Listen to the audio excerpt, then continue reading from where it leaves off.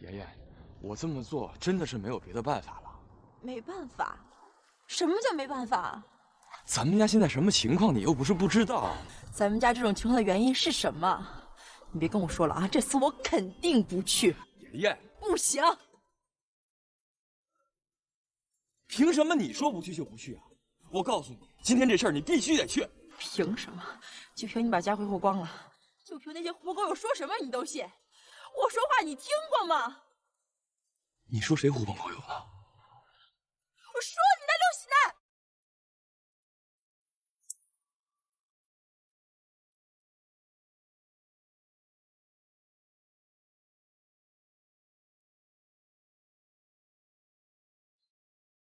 爷爷，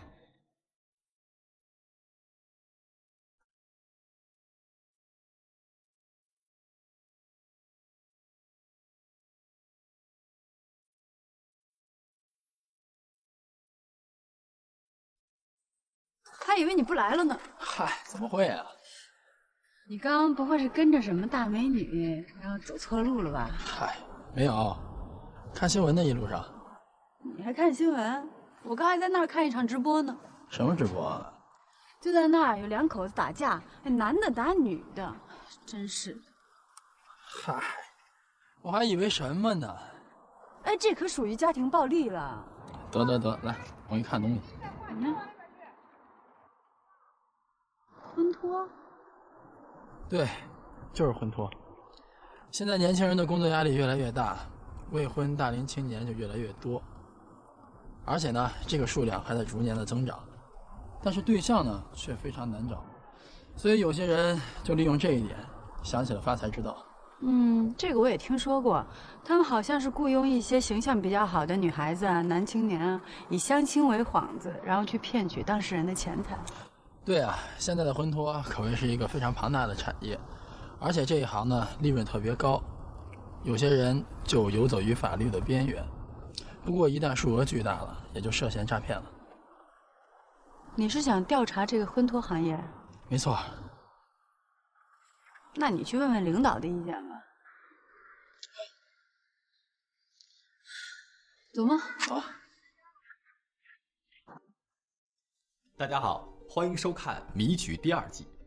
在本集故事中，我们新闻调查组的袁旭和童心将视线聚焦在了一个当下愈演愈烈的黑色地下产业——婚托。随着社会的发展，当下年轻人的工作压力越来越大，时间也越来越少。很多年轻人忙于工作的同时往往疏忽了自己的情感问题。等到年龄越来越大，才突然考虑起了婚姻问题。而这个时候，最好的解决方式就是婚介。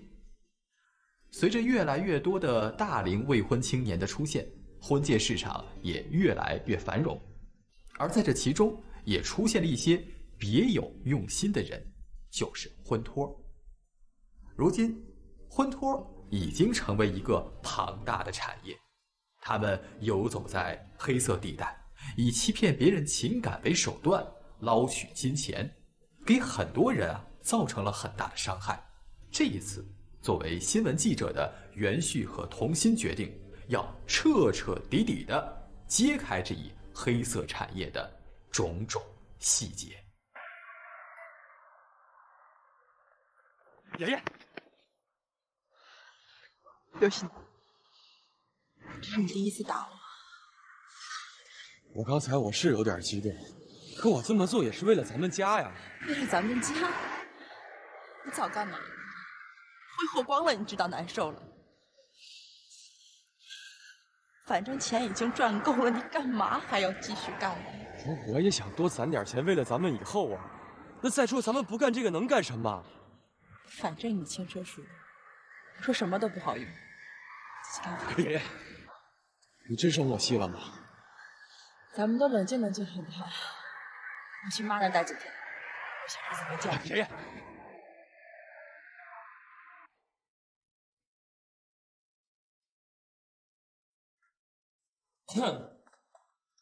调查灰色产业之婚托，陈总准了。真的？那咱们就可以正式开始调查了。是的。你也可以光明正大的约会美女。哦，这个建议不错嘛。不过有一个非常重要的问题，你觉得我是那种需要相亲才能找到老婆的人吗？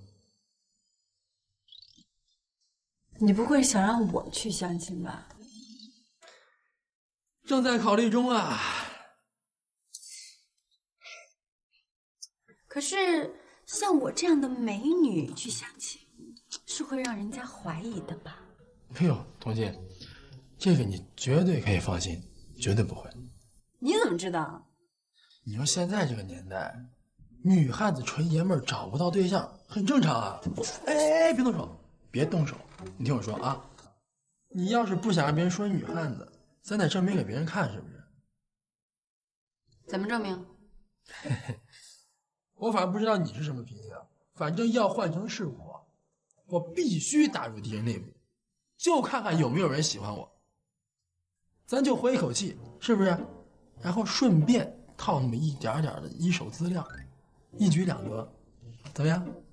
我还告诉你，我童心就证明给你看看，我有的是人喜欢。漂亮，要的就是你这样的想法。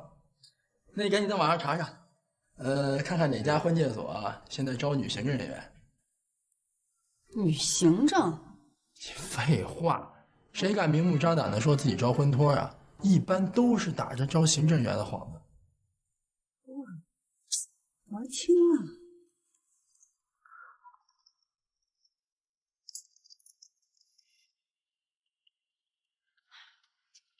不会真让我去面试吧？万一人家是正规的婚介所呢？正规的更好啊！我倒是希望咱们调查结果是所有的婚托都灭绝了。怎么着？你该不会是害羞不想去了吧？怎么可能？反正我要是面试成功了，你得去相亲啊。行，没问题，到时候咱们就里应外合，好不好？让你去吧。啊，对了，这世界上啊还有很多没有得到婚姻幸福的人等着你拯救呢。知道了。哎，又怎么了？为了一会儿你能够成功的面试，咱俩至少得演练一下吧。你还不相信我？行，来吧。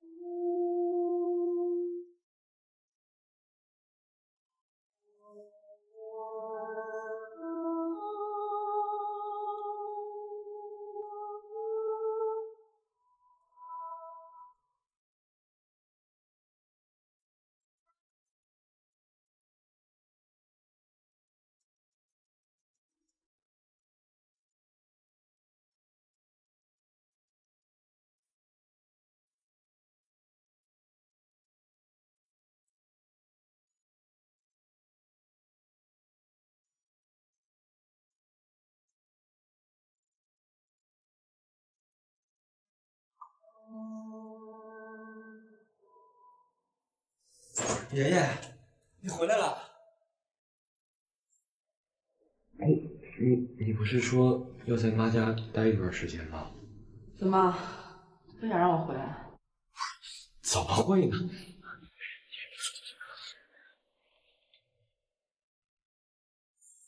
爷爷，是我不好，我不应该跟你发脾气，更不应该打你，我不应该不考虑到你的感受。我同意按你说的做。真的？我告诉你啊，这是最后一次。等钱赚够了，咱们一定要做正经生意。都听你的。如果你反悔的话，咱们夫妻缘分也尽了。爷爷，你也知道，我真的不能没有你。我累了，想休息了。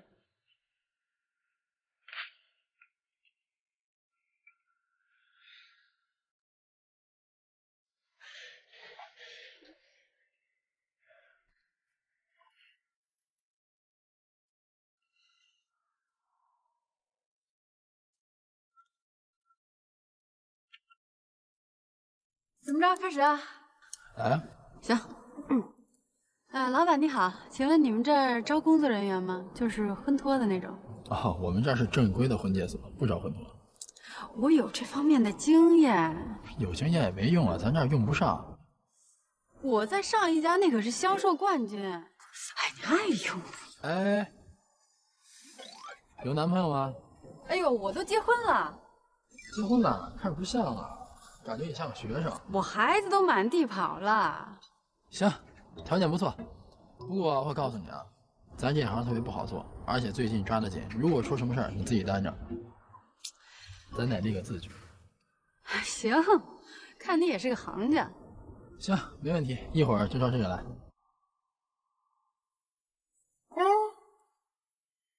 这我要是面试没成功的话，可就轮到你去面试这个男婚托了。反正现在这大龄的单身女青年也挺多的。行，没问题。咱先把这个面了，行吗？行，那我去了。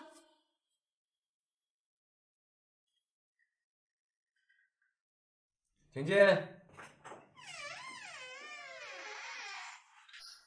你好，请问您这是金生源婚介所吧？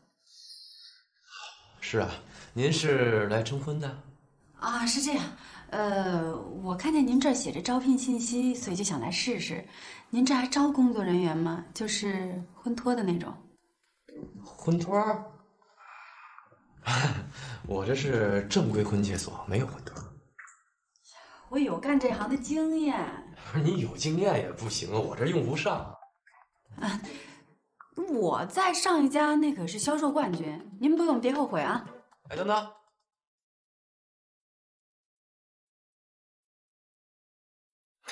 那你有男朋友吗？哎呀，我都结婚了。看不出来呀，这看着像个大学生似的。啊，我孩子都满地跑了。条件不错，不过咱们事先可说好了啊，如果出什么事儿了，也不能怪我，你得自己扛着。现在抓得紧的，不得不小心。还有啊，咱们得签份协议。啊，行，我看您也是个行家，在您这儿肯定能赚到钱。身份证拿来看看吧。身份证啊，我没带，以前也不要身份证啊。那可不行，谁知道你是不是警察的卧底啊？哎呀，大哥，你看我像卧底吗？不行，安全第一。哎呀，大哥，我吧家里条件特别不好，我这孩子刚满1岁，老公在外边就有人了，还说我天天当婚托勾3搭4的，说我多不容易啊！大哥你就帮帮忙吧，好不好？哎呀，大哥，大不了这样，这钱您多拿，我少拿，还不行吗？那这样吧，我就先试用你2天。啊，我跟你说啊，我检查你身份证唯一的目的就是安全。行，我知道。那什么时候给我介绍客户？一会儿就有客户来。你这样吧，你先到楼下转转，一会儿客户来了呢，你给我留个电话，我再给你打电话。啊？为什么？那你不能在这儿等着呀。那客户进来看见你之后，那就好像你事先知道、提前准备好似的，让客户等你，还能吊他胃口不是？那个第一招收中介费你会吧？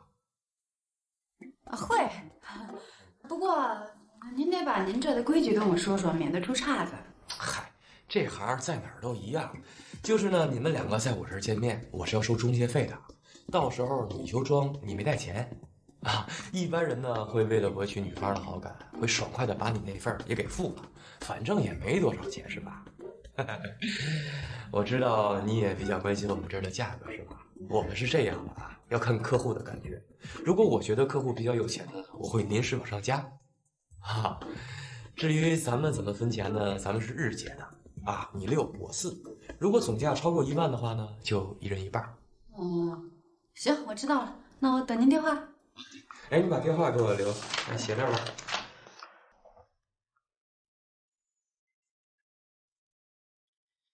名字？啊，是。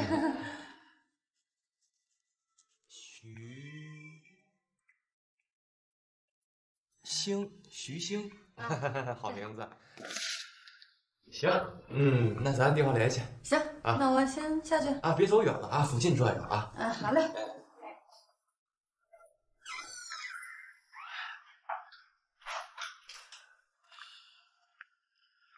你这次的表现非常不错啊，真没想到第一次调查就调查出那么多信息了。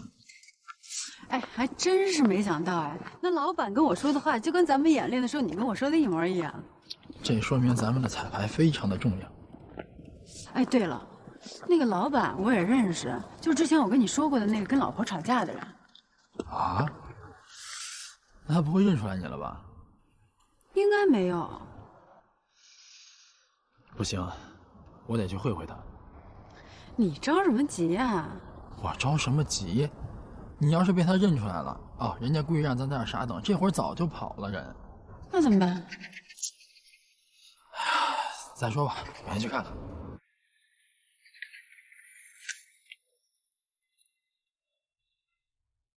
请进。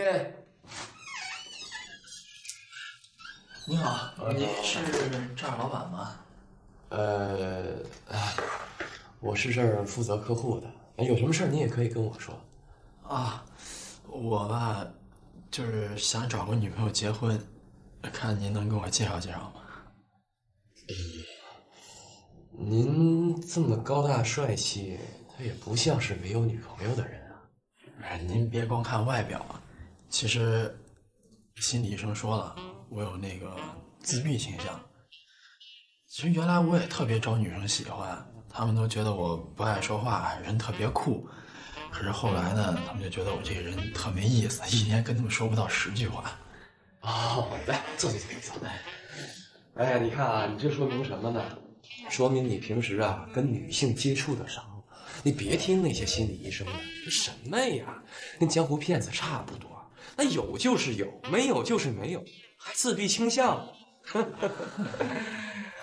您的意思是，您可以解决我的问题？我不敢说完全解决，但我起码比那帮人强，是吧？你接个电话啊。哎，田先生啊，哎呦，您一会儿来，让我给您介绍个女士相亲。没问题。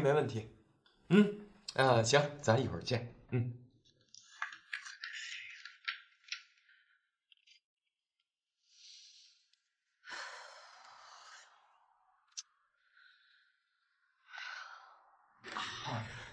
您一会儿有客人啊？啊，是约了一个客户啊，不过还有半个小时呢。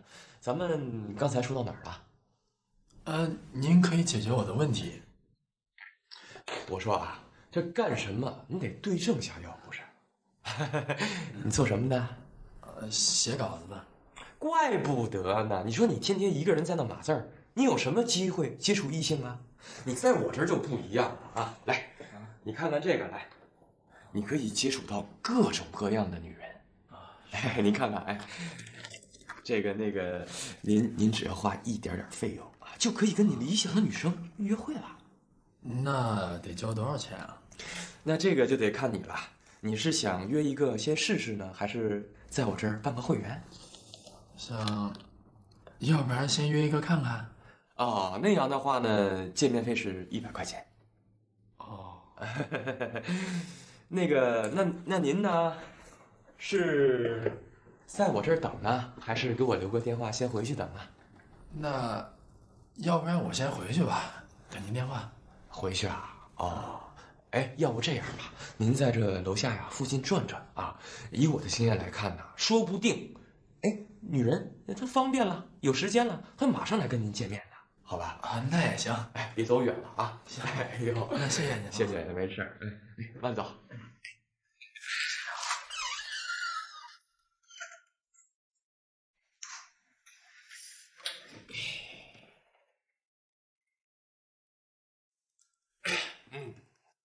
哎，小徐啊，你赶紧回来啊！来了一个大客户，让你负责接待，给我接待好了。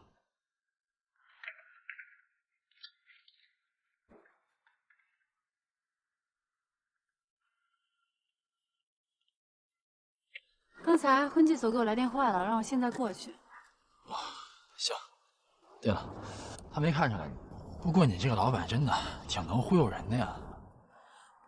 行了，那我过去了。一旦有什么危险，你得马上过来救我。你可得了吧，我马上也得去约会了。有异性没人性啊你！我说咱俩是同性好吗？行，快点儿。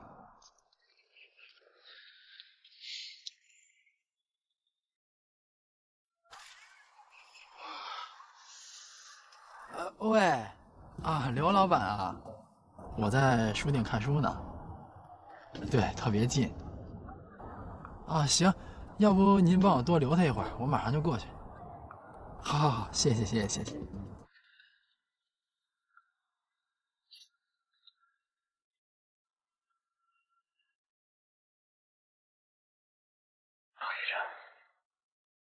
庞先生，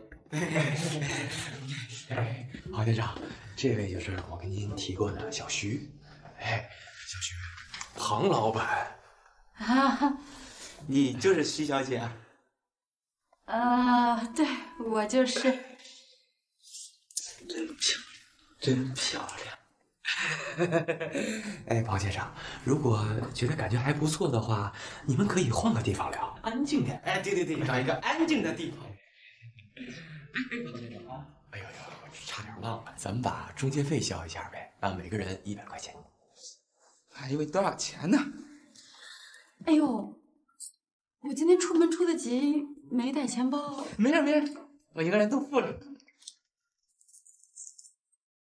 哎，庞先生，还有一点啊，如果你们感觉聊得挺来的，聊得挺好的，可以留个电话什么的呢，我们这边再收200块钱联络费。有没有别的了？一次说完。没了。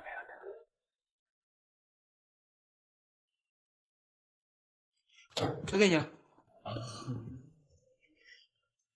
徐小姐，请。聊得开心点啊！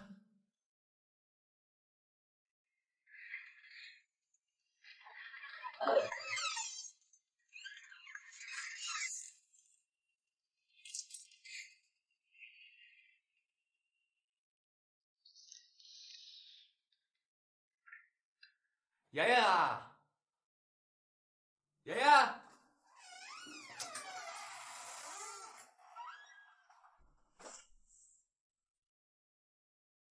一会儿来个客户，是个书呆子啊，比较老实客户，好好把握啊。喷嚏，微笑，哎，一定得把握住啊！哎，请进。来了，您来了。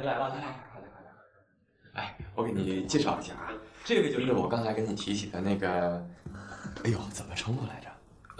徐媛。哎，对，徐媛，徐先生，这位大美女于灿，哎，互相认识一下。老板，找这女孩太漂亮了，我都不会说话了。有点出息行吗？那个徐先生呢，他是比较内向的人。没关系，相处就好了。那既然双方感觉良好，比较满意，那个徐先生，您看有没有继续沟通的意思啊？有啊。那行，那这样吧，每人交100块钱中介费。哎，行。哎呀，我钱包好像丢了。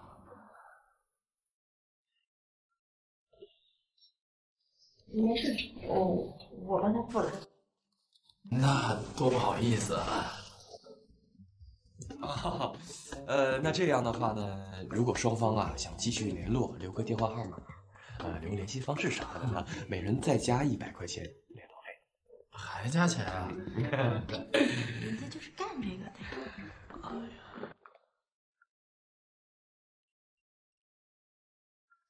那真太不好意思了。没事儿，带钱。那就这样吧。那你们找个安静的地方好好聊聊吧，好吧？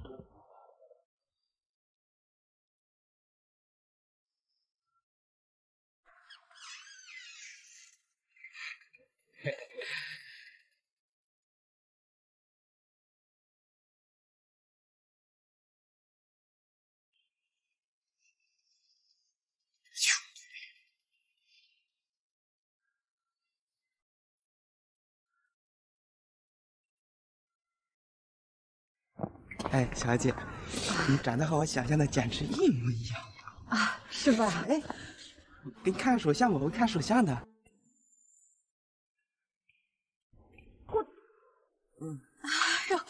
哎呀，庞先生，我突然肚子特别疼，要不咱们改天再聊啊？哎，留个电话吧。哎，我交了中介费的。袁旭和童心为了调查婚托做了充足的准备，并且制定了详尽的计划。首先，童心冒充求职，打入婚姻介绍所的内部，成功的成为了一名婚托工作者，并且很快发现了问题。其实，真正的婚托就是这样，他们大多雇佣一些女孩建立完整的假资料。婚介所利用征婚者想要找条件好的另一半的心理，单方面塑造所谓的优秀人士，而这些加工后的优秀人士大都顶着高学历、高薪金的光环，无疑呢吸引了征婚者的眼球。有了这些王牌，婚介所就可以要求征婚的人交纳费用，从而获取利益。为了获取更多的利润，一些婚介所还在征婚的门槛上动脑筋，诸如收取见面费、约会费、会员费等等名目繁多的费用。但是这些钱还仅仅只是一个开始，只要你上钩了，接下来只能用一句话来形容，那就是宰你没商量。你是第一次来婚介所吧？啊，是啊。没事儿，别紧张。没有，我从小就这样，一见女孩子吧，就不太会说话。那你结婚以后怎么办呢？没想过。不得紧张一辈子啊？也许结完婚就好了，那也不一定。哦，对了，你是干什么工作的呀？我是骗子。啊，真的啊？我逗你呢，你还真信了。看我不太会说话。没事儿，不用这么客气。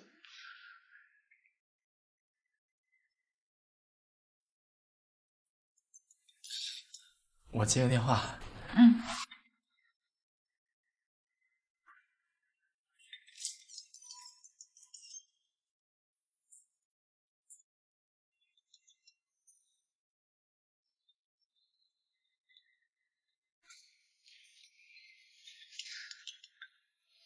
喂，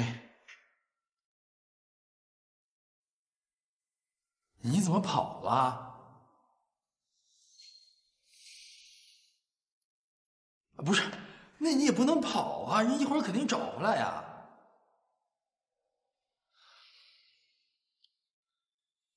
行，知道了，等会儿见面再说。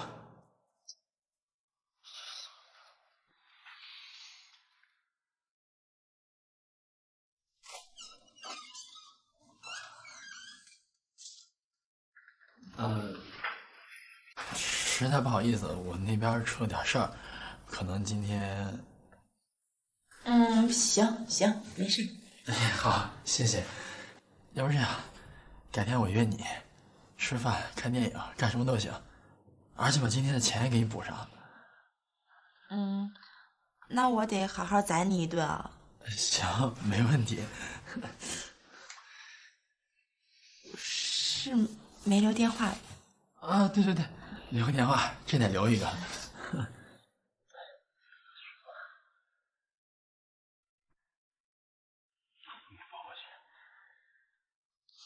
那咱就先这样。好。你等会儿去哪儿啊？没什么事儿，到处逛逛。那我送你吧，正好咱也能再多聊一会儿。你还挺逗呢。行，那走吧。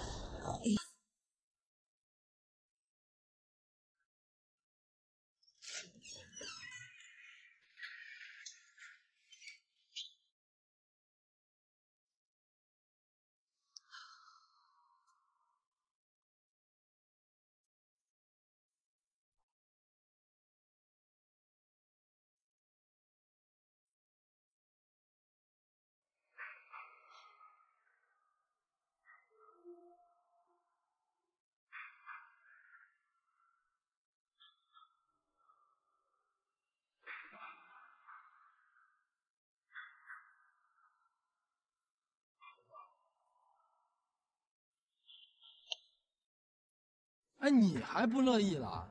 好好约会，你跑什么呀？我不跟你说了吗？他一直拉着我的手不放，还摸的，我没揍他就不错了。咱干嘛来了？你真以为来约会啊？你都不会找点理由搪塞他？我不会，我会来找你来干嘛？算了，这么简单的事你都办不好，估计啊，你老板想炒鱿鱼了。我是不是打扰你约会了？什么约会啊？我那是卧底，咱们要不把婚托的手段都搞到手，怎么公布于众啊？行了，我知道了，我保证还能回去当婚托，还不行吗？你说话态度好点，我还有话跟你说呢。说啊。就刚才跟你约会那女的，老板老婆。啊？就之前不是跟你说有两口子吵架吗？就是他们。呵，有点意思啊。老公开婚戒，老婆当婚托。你又想干嘛呀？干嘛？我能干嘛呀？当然继续调查了。还有你，赶紧回去给你老板道歉去。一天到晚的不务正业。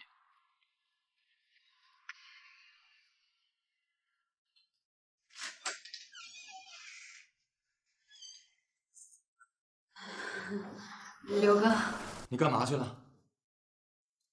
你怎么不把电话留给人家你就回来了？啊？人找我退钱了，你知道吗？我肚子疼。肚子疼？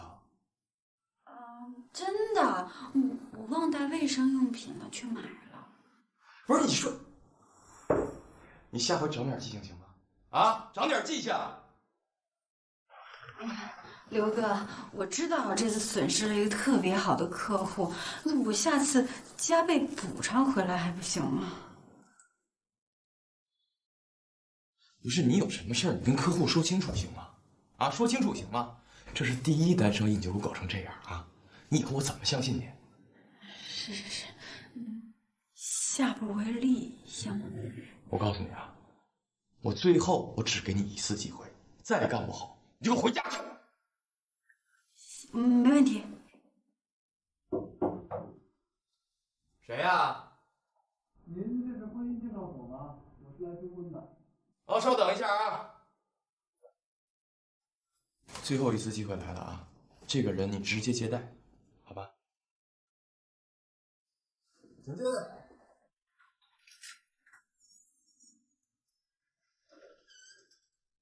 您好，我叫田阿亮。哎呦，您好，您好，征婚的是吧？我看到咱们结婚员的消息，想来试试运气。哦，您好，您好，哎，先生，你来的太巧了。我们这位徐小姐，她刚刚注册在我们这儿。那个，您看看你们双方有没有感觉？啊，那个，您这不是要交中介费吗？那个，我出门出太急了，我没带钱。多少钱？啊，我们这儿是这样的啊，中介费呢是每个人100块钱。那个，如果双方感觉良好，想要再联络的话呢，需要每个人加100块钱这个联络费。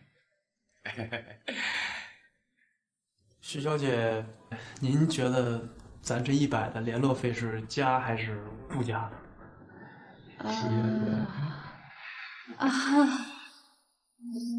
随你吧。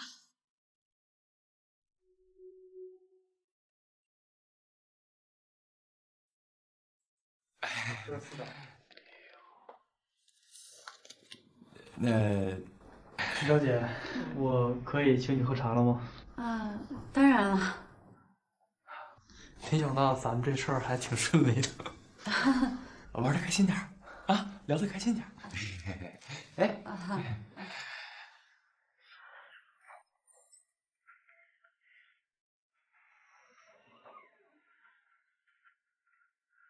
慢走啊！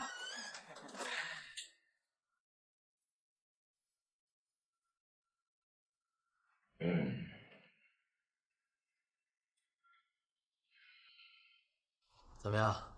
当托的感觉如何？太紧张了。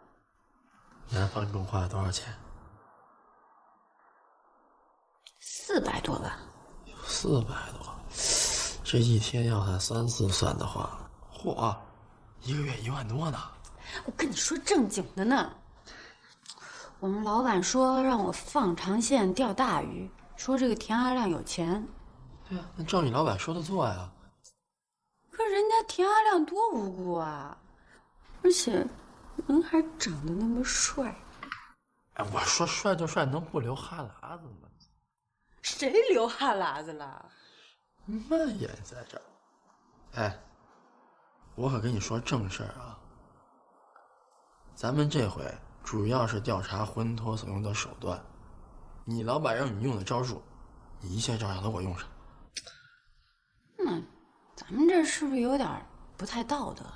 哎呀，你放心吧啊，等事情过去以后，一定会好好补偿你那位哈喇子帅哥的。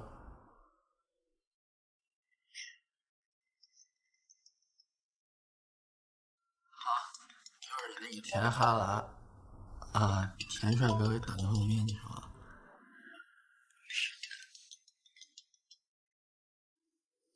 喂，田先生啊，明天上午吗？有时间啊？好，那明天见啊！哎，再见。哎呀我去，约会成功了。行，那我也约。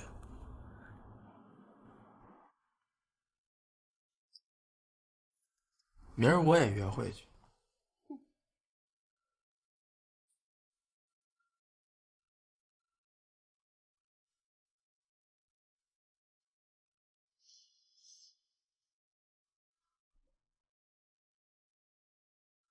照做。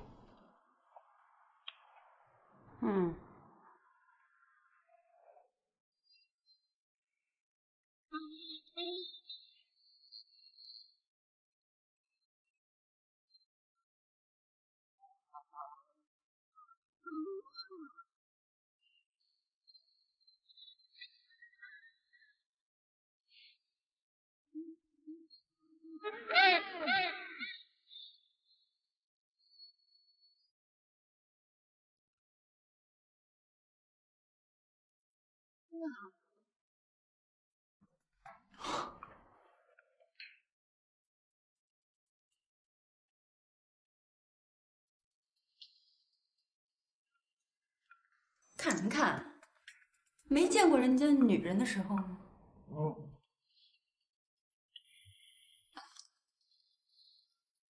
哎，我说佟大小姐，你该不会真看上那田哈喇子了吧？哎，我说，你不会是真看上那个鲁岩了吧？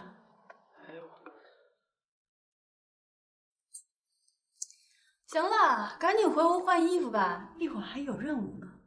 行啊，行，有你的。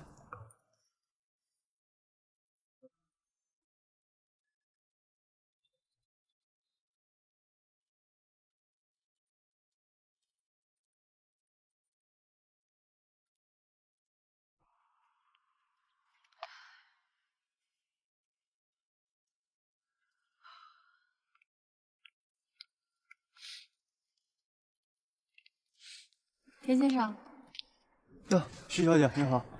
哎，对不起，让你久等了吧？没有，咱们先去哪儿逛逛，还是去喝个茶？你说吧。要么咱们去看电影吧。看电影啊？你不喜欢吗？哦，没有。那咱们就先去看电影，然后咱们再吃一顿特别的饭，怎么样？特别的饭？到时候你就知道了。好。走。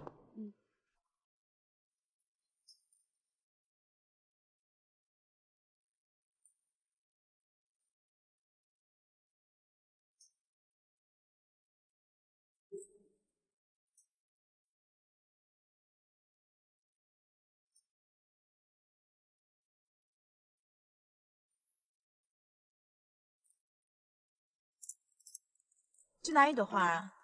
是啊。太小气了吧？没有，我觉得南市花站在这儿有点傻。你太可爱了。我就纳闷啊，像你这么可爱的人，怎么可能没有女朋友呢？这个我也不太清楚。那好，那我们今天去哪儿？你说了算。今天我带钱包了。那我不客气了啊。不用客气。你说这里的百货哪家最贵？百货，肯德基。肯德基是百货吗？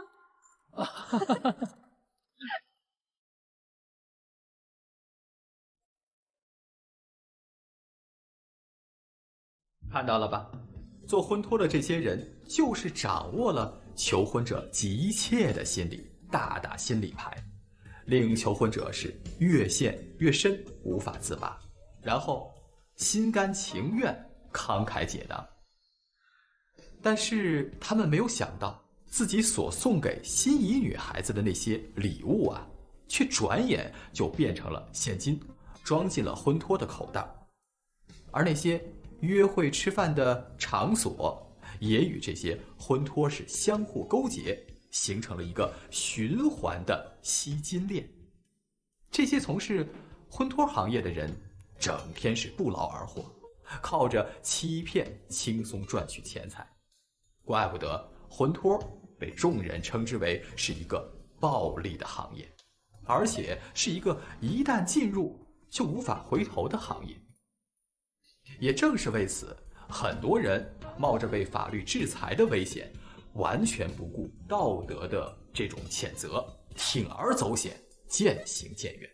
那么面对这种令人唾弃的行业，面对这些昧着良心的不法商人，元旭和童心怎么办呢？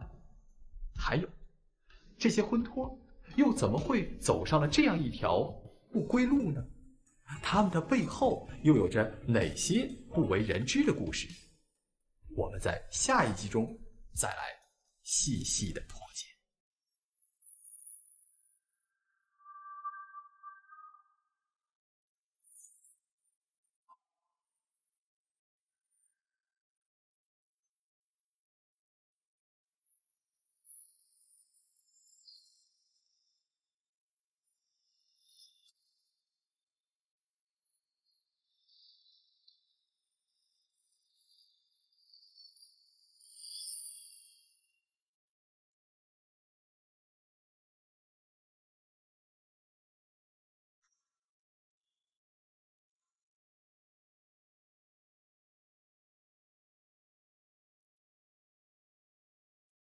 电影怎么样？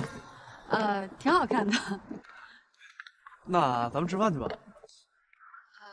我好像还不太饿。那咱们就再走走。那要不还是吃饭去吧？去红海酒店怎么样？没问题啊，走着。今天让你破费了。没关系，花这么多钱，我觉得可不好意思了。哪有？上次你不一样花了很多钱吗？我也觉得很不好意思。姐啊姐啊，好几天没吃饭，给点钱吧。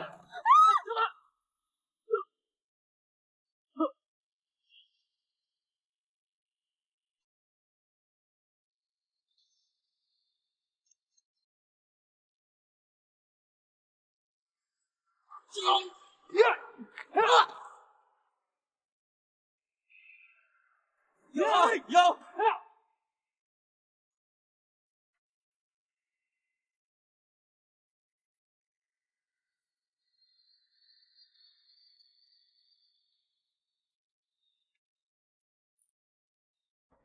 走吧。谢谢。不客气。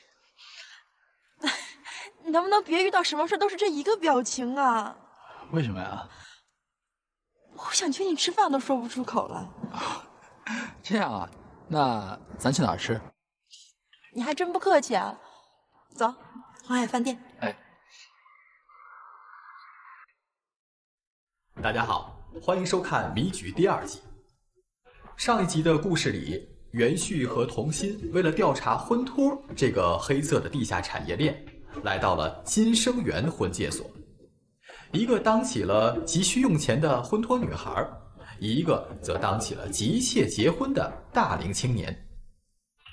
在调查当中，童心发现，这些以介绍对象为幌子的黑婚介所，其实最大的目的就是骗钱。而元旭呢，他则有了更大的发现。这家婚介机构的老板可真称得上是尽然所能，居然连自己的老婆都当起了婚托。老公每天给不同的人拼命推销自己的老婆，而老婆呢，每天是和不同的人相亲，被人请吃饭，请喝茶，被人请逛街，等等等等。哎，这可真应了那句老话，舍不得孩子套不着狼，舍不得老婆抓不住黄鼠狼呀。来，啊，谢谢。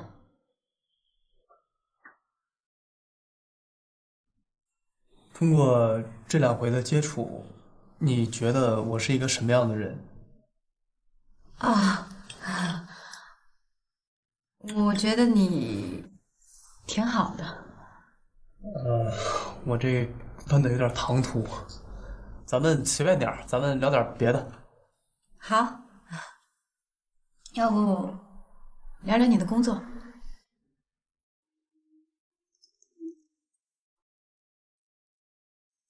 你不是不会喝酒吧？我平时很少喝。那我替你喝。不用了，谢谢。行，那今天高兴，干一杯。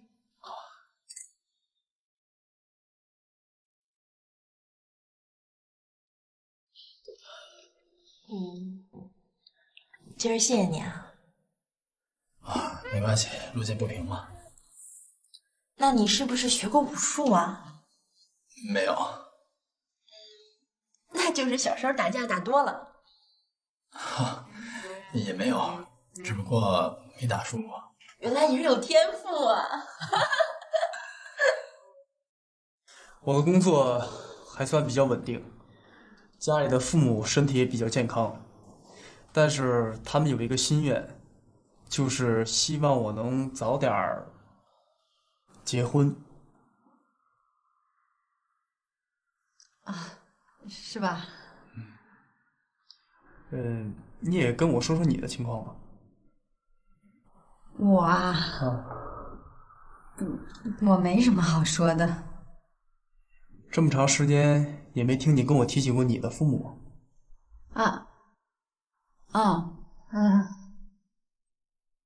我是个孤儿。对不起。没事儿，我都习惯了。那以后就让我照顾你吧。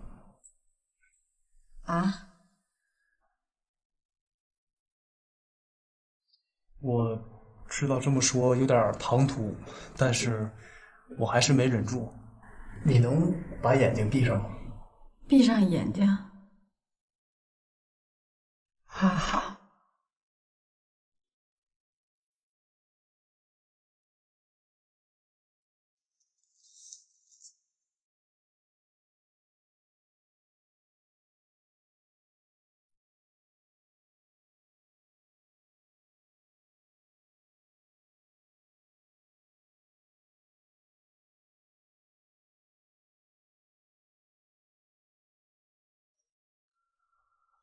好了。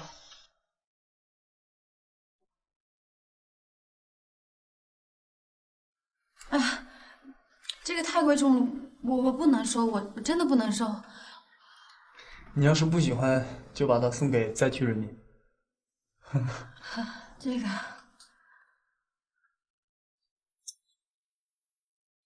你稍等我一下。好。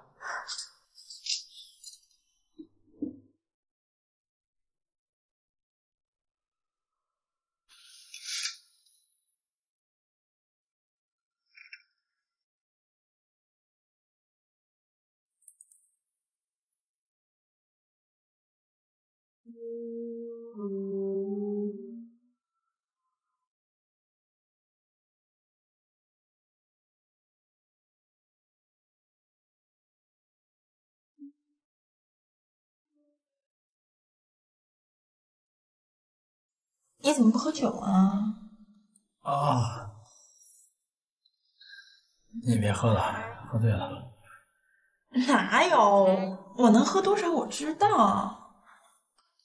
没事儿，来，再喝一个。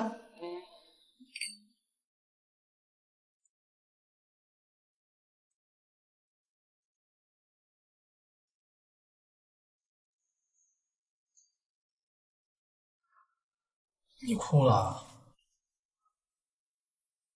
你傻啊？都看出来了。哦。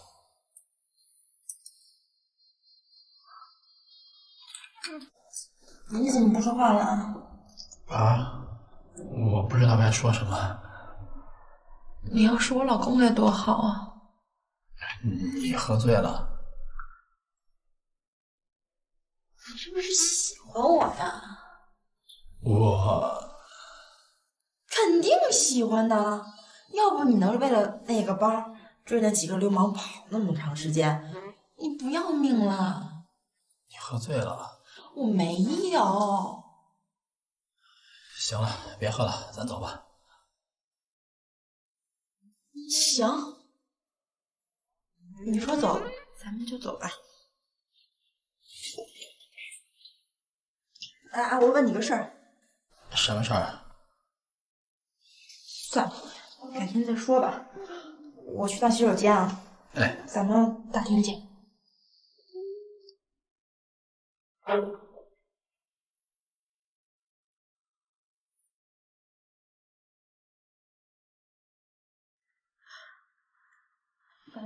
那个，那我就先帮你保管吧。这就对了嘛。来吃饭。哦，好，我自己来。谢谢，谢谢。那个，要不今天就到这儿吧，我还有点事儿。好，那咱们改天再聊。好。那我去结账。行，那我在外边等你吧。好。这个。对，谢谢。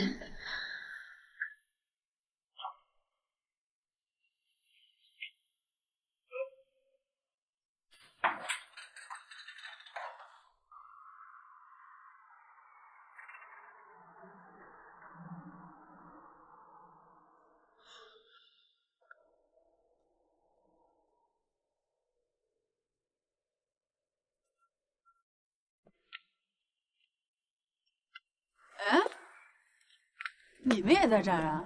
啊，老板娘带我来的。人呢？买单去了。混得不错呀。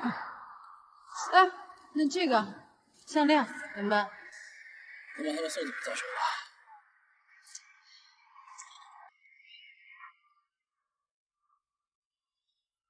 这位是？这位是大学同学。你好，田阿亮。你好，许儿。太巧了，都在一起。早知道咱们就一起吃。那这位一定是你的女朋友了。哎呀，徐远，你有女朋友了也不说一声，还这么漂亮。你也很漂亮啊，能留个电话吗？好啊。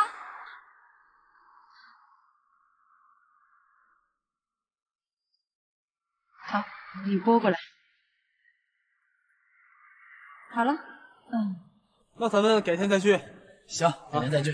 走，我送你回去。好，再见。再见。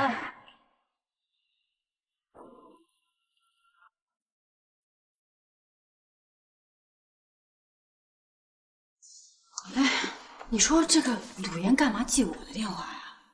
吃醋了。我跟你说正经事儿。吃醋了？那你是不是皮痒了呀？吃醋了。鲁岩不会看上你了吧？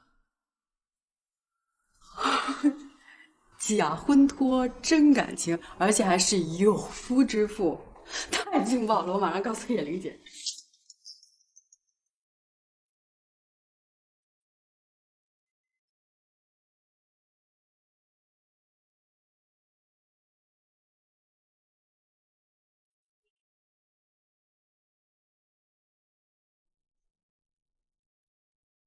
谁呀？田哈喇子？不是，要是就好。刘喜南，他跟我说让我跟田阿亮多周旋，让我使劲宰他。田阿亮是鲁岩的前男友，说他这次回来可能又是打鲁岩的主意。但是鲁岩后来又给我打电话了，说让我赶紧离开这个刘喜南，小心刘喜南这个人，还说红海酒店是婚介所的合作单位，翻点的。不是这个合作单位的问题，我倒是想到了，可现在关系是不是有点太乱了？而且最主要的是，如果鲁岩知道咱们是记者了怎么办？还有啊，这个田阿亮干嘛送我这么贵重的项链？项链？完了，中计了。怎么了？你明天赶紧把项链去交给刘喜南。我还觉得挺好看的。哎呀，你听我的做就是了啊，听我说的做就是了。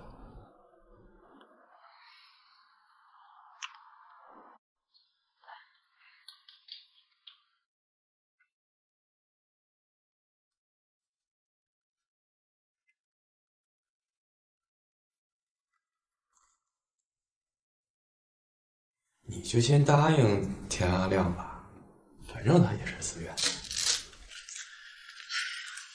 那如果田阿亮动真格的了，我收他这么贵重的礼物，回头我怎么脱身啊？好不容易来这么一个大客户，不能让他断了。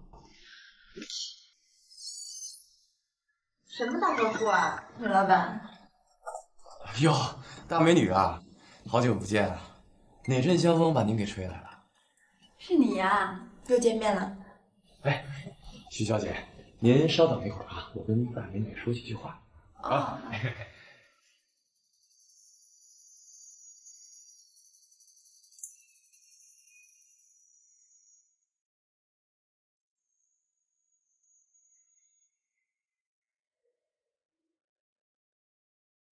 于旭，老板娘来了。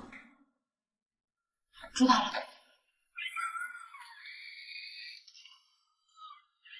啊，徐小姐，你怎么在这儿啊？啊，田先生，我那个，我来找刘老板帮忙。帮忙？啊，帮什么忙啊？帮，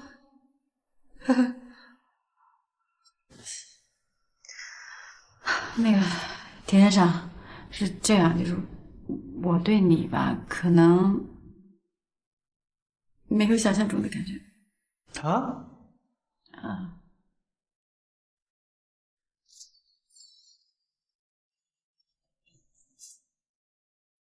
你怎么这时候来呀？那我该什么时候来呀？不是，你在这坐着吧，一会儿我叫你。你别为难人家，你小姑娘挺单纯的，你这不是害了人家吗？现在是他为难你老公我，他为难我，明白吗？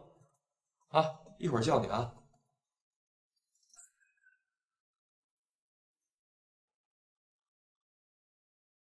徐小姐，你得赔我损失。你先放开我行不行？刘老板，你快帮我解释解释。怎么了？我说我不能跟他在一起，他就非让我赔偿他损失。你说你什么人呢？人家不喜欢你，你缠着人家干嘛？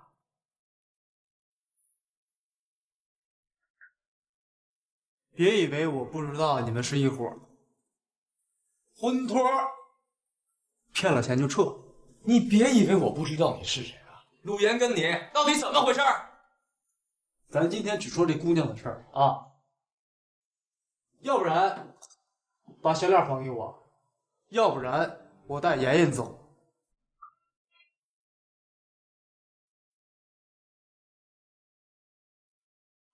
假的？怎么可能是假的？我都没动过。哟，那就对不起了，那咱们就公安局见了。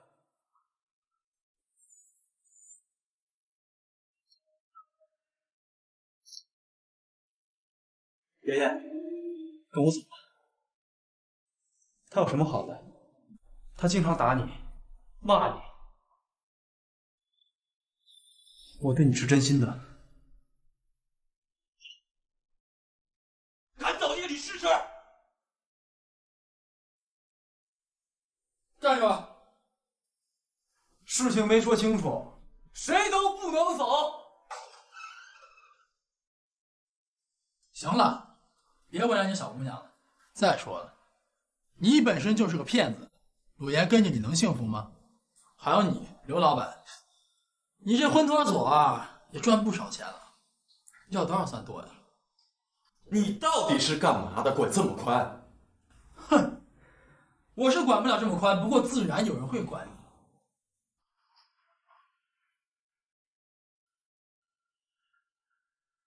喂，警察同志，我的任务已经完成了，接下来的就留给你了。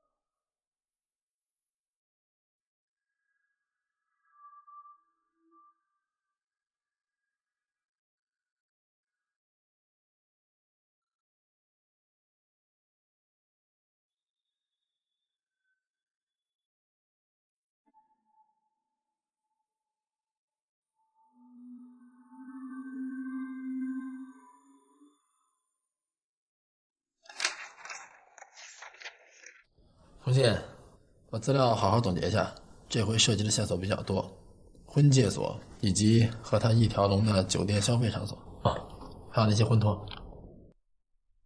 还有那些婚托，行，是得好好总结总结。你不去关心关心人家美女啊？人家对你好像不是婚托那么简单吧？人还为你倒贴钱呢。是该问问他们的动机啊。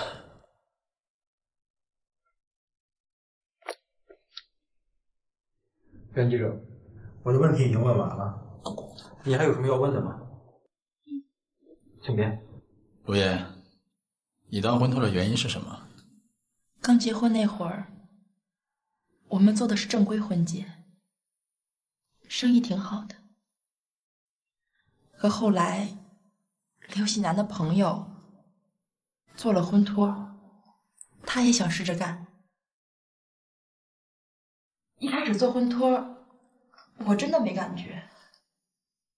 可后来我发现，这件事情严重的影响了我们的感情。我几次劝他别干了，可是他就是想赚钱。再后来，我遇到了前男友田阿亮，我就想通过他教育教育刘喜南。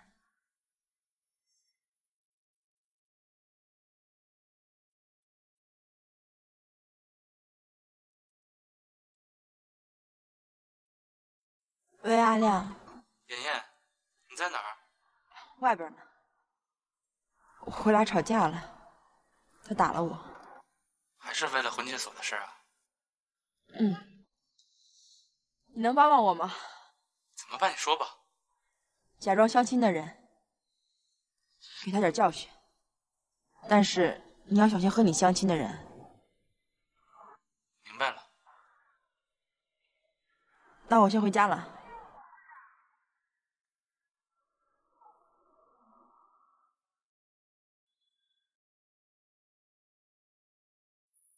之后，田阿亮又给我打电话，说了一大堆的甜言蜜语。我知道他根本就不是想和我在一起，就是想骗我的钱，然后把我抢走，报复刘喜南。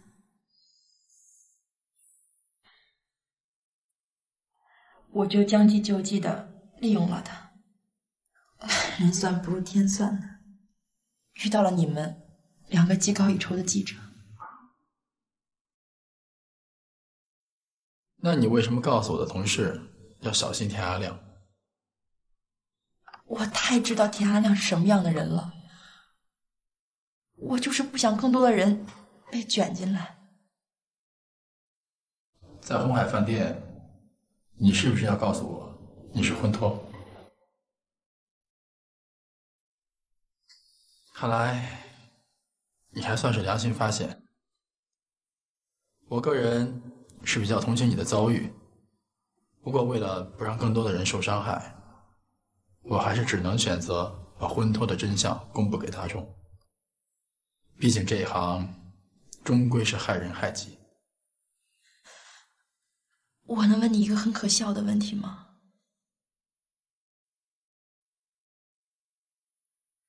你喜欢过我吗？哪怕只有一点点。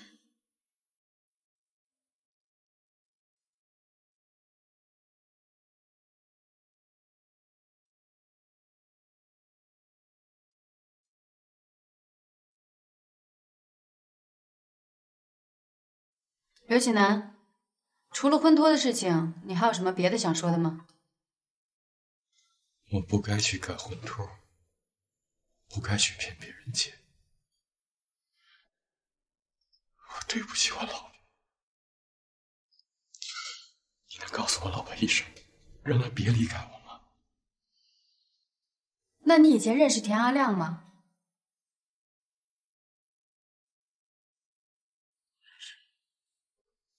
早知如此，何必当初呢？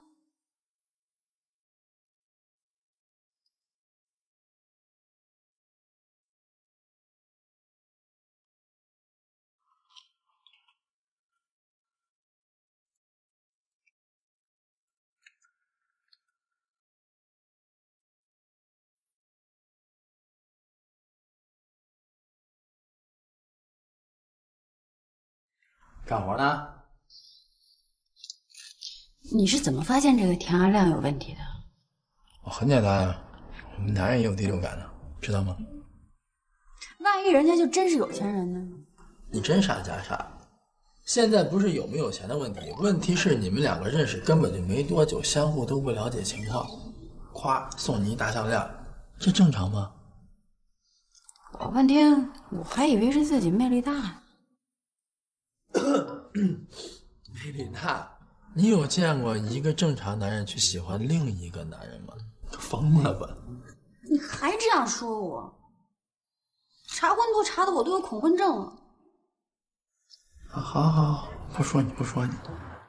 哎，对了，那个，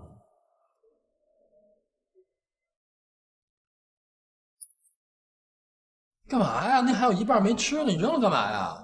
反正你一会儿也得扔的，省得你乱扔。行，可以。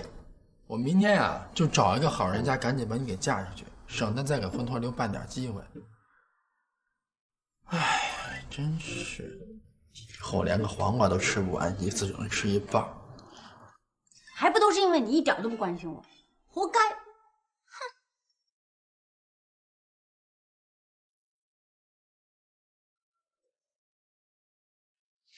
婚托的故事到此结束。一家正规的婚介所只因利益的驱使，从此走上了一条歪路。最终，刘喜南和鲁岩夫妇受到了相应的法律制裁。但是在这个故事中，我还是想告诫一下当下那些急于想要寻找感情归属的男女青年们，对于征婚广告一定要区别真假。在进入婚介所择偶的时候，要提高警惕。征婚最好去正规、大型、有信誉度的婚介所，并且了解婚介所的资质。在查看婚介所是否有工商执照、从业人员的相关资格的同时，还要查看应征者的证件。最后还是那句老话，只要我们提高警惕，这些骗子势必是无法得逞。好了，不多说，我们赶紧进入下一个事件。我说你行不行啊？哎，你可别给我搁这路上了，我这身上还肩负着广大人民群众给我的光荣使命呢。哎呀，你还光荣使命？这也就是人民群众没有发现你真实面目，要是发现，早给你举报了。他发现我什么呀？哎，我一不贪财，二不好色，一身正气，铁骨铮铮。我跟你说，人民群众要知道我这么好的记者存在，那都得给我颁个锦旗，立个碑。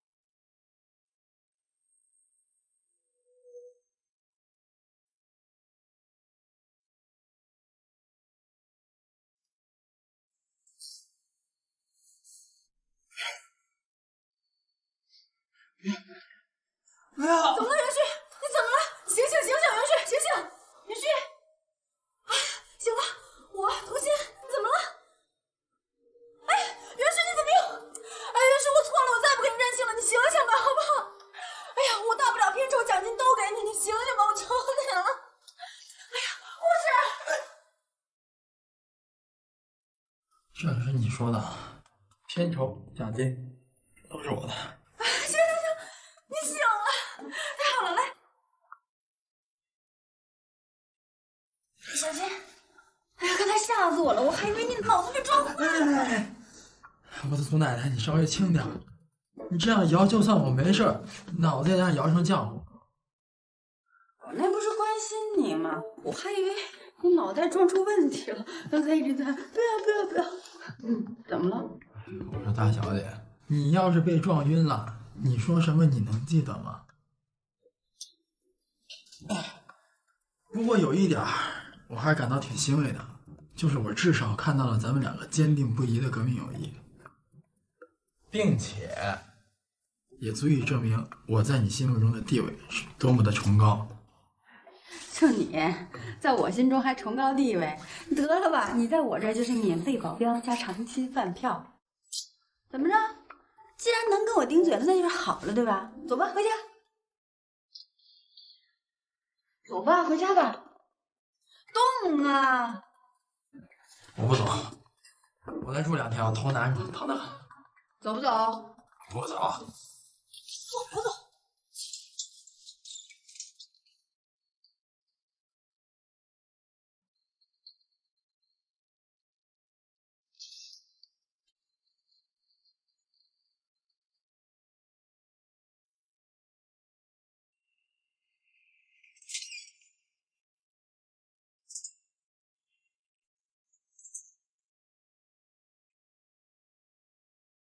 我跟你说啊，从今往后，我袁旭就是信什么都不信女人，特别是你这样的女人，好嘛，差点把我小命给割了。哎呀，对不起嘛，但是也不能全部怪我呀。那会儿那个大车突然就那么过来，所以我就啊，所以怎么了？所以你就能把我的小命给搭进去？童心，你知道当司机最重要的是什么吗？是临危不乱。要不是因为我，咱俩就是都搁到那儿了。好元气，我知道错了，大不了这个月奖金片酬都给你嘛，加上下个月的。元旭，你别太过分啊！下2个月。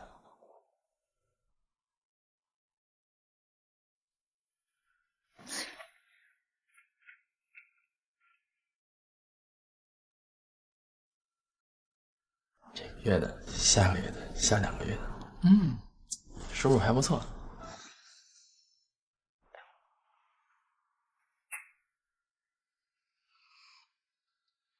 老贾，你这个月的运输任务完成怎么样了？你说你可是咱们这儿的运输能手啊，你这月是怎么了？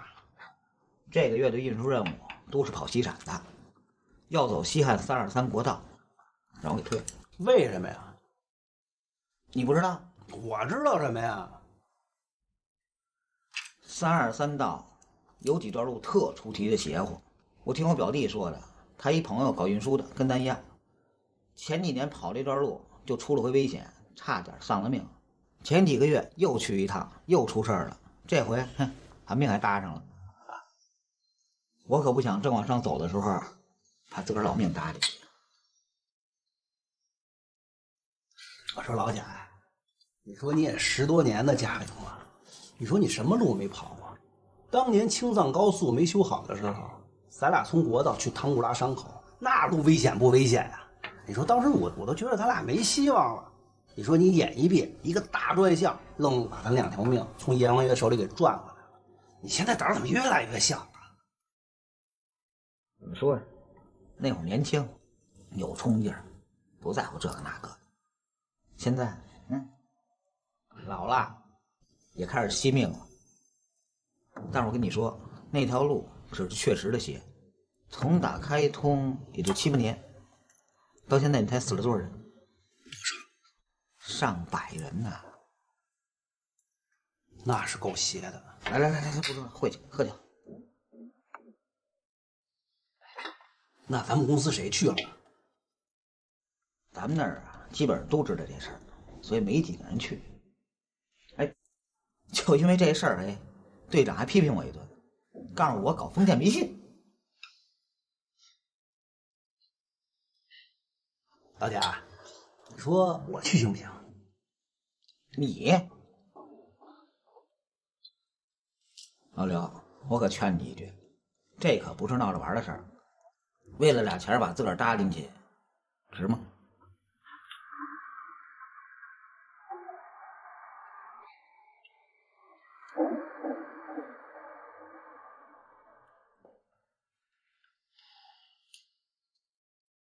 看什么呢？哦，我找到了一个好的选题，你也看看吧。这是交管局刚刚发布的全国10大危险路段，我想以这个为参考做一期节目。怎么想起来做这个？还不都是你害的，差点把我小命给搁半道上。不过后来我听蓝天说，咱们那天走那段路属于事故高发路段，所以我就想着做一期危险路段的节目，起到警示作用。当然，最主要的还是警示你们这些马路杀手，不要再害了自己的同时把别人也给搭进去。这跟我有什么关系啊？本来那个路就又窄又破，路况又差。不过你这新闻意识倒还真没得说。那你想怎么做啊？找一段最危险的路段，亲临现场，看看究竟是什么原因使得这条路变得这么的危险。带上我？太危险了，不带。不带我就换组。换组？有常带你。说。你找资料，你写选题表，你找采访对象。都成交。OK。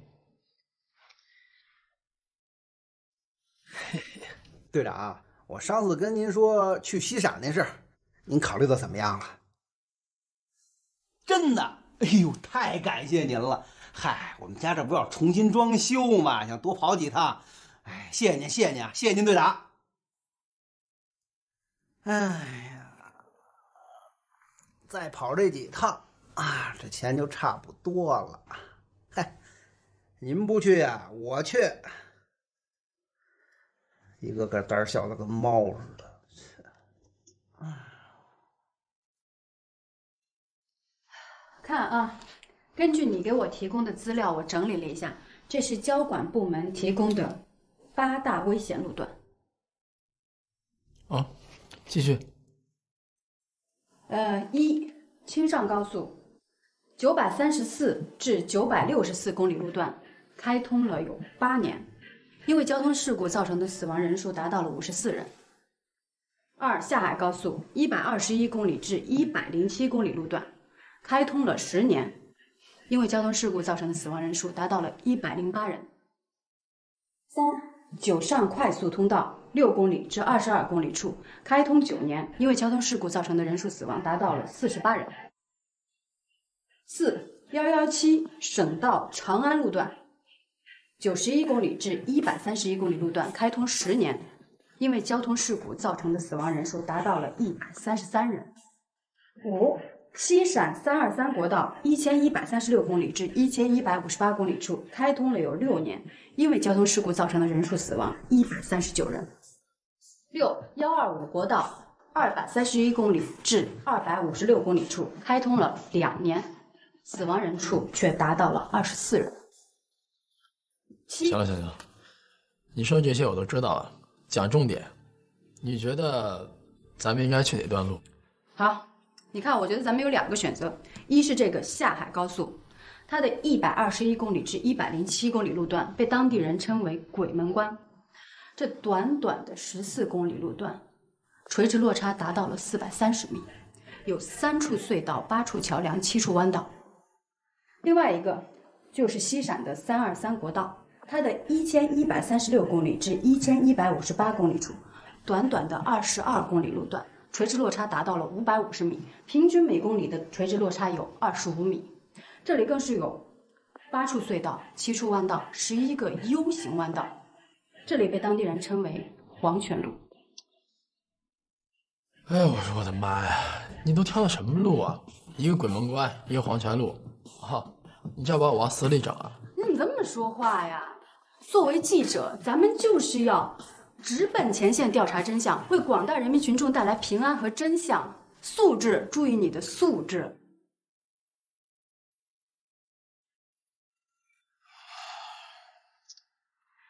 当初选题方向是你给我的，现在怎么你害怕了？我怎么之前没有发现你是个缩头乌龟呀？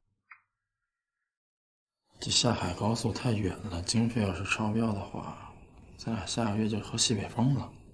行，就西陕323国道吧。对了，童心，我让你联系采访对象，联系好了吗？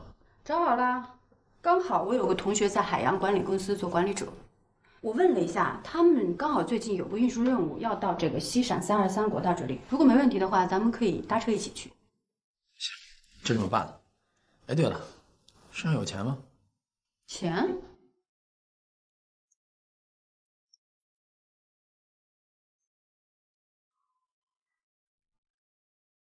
就这么多了。我是指你的全部家当。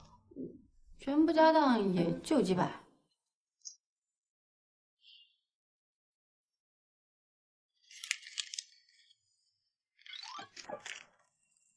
拿好了，给咱俩买个什么意外伤害险什么的。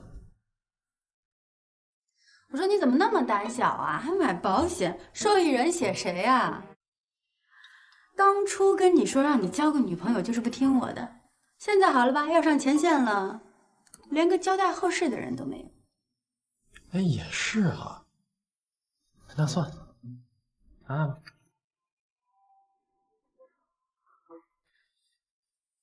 袁旭，你是袁扒皮吧？我的钱你不给我。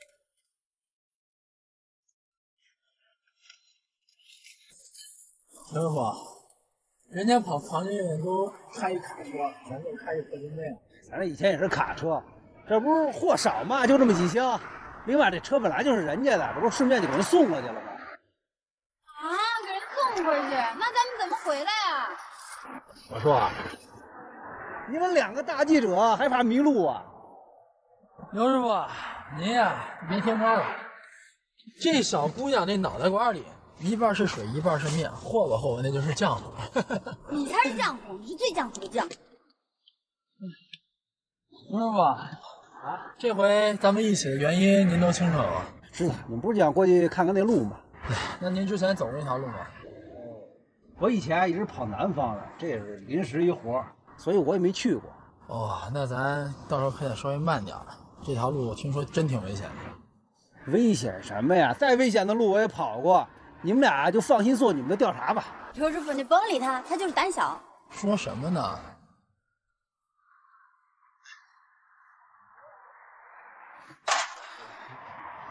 刘师傅，咱车的车况没问题，保养也都做了。做了，放心吧。行。哎，我说你怎么总是磨磨唧唧的？是谁说的？做记者不怕苦，不怕难，不怕死，怕死不做新闻记者。不是我说你有完没完啊？懒得跟你废话，上车。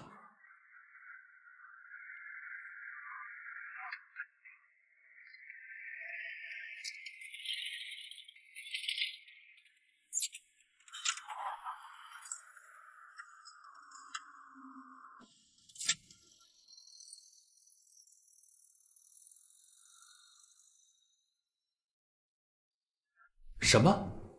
鬼门关、黄泉路，这就是童心挑的2个即将要去的地方。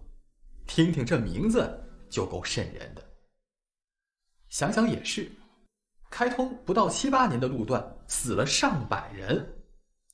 可是事情都是有原因的，总不可能真的有什么死神、黑白无常一类的，专门在那儿等着，见着人就抓去见阎王爷吧。封建迷信、神鬼传说的说法自然不可信。但是到底是什么原因造成了如此频发的交通事故呢？行驶在这条路上的车和司机又是怎么了？巧合？不可能。人为？不太现实。面对这一片的迷云，袁旭和童心决定一定要调查清楚，并且把真相公布于众，只有这样才能让传闻不攻自破。那么这一次的以身试险，袁旭和童心究竟会发现什么？在接下来的旅程当中，他们又会遇到怎样惊心动魄的一幕呢？最后关头，他们能否平安归来？死亡路段到底是一个解不开的超自然现象，还是另有什么隐情呢？好了，本集的故事就先到这里，我们下一集中再为您带来最后的谜底。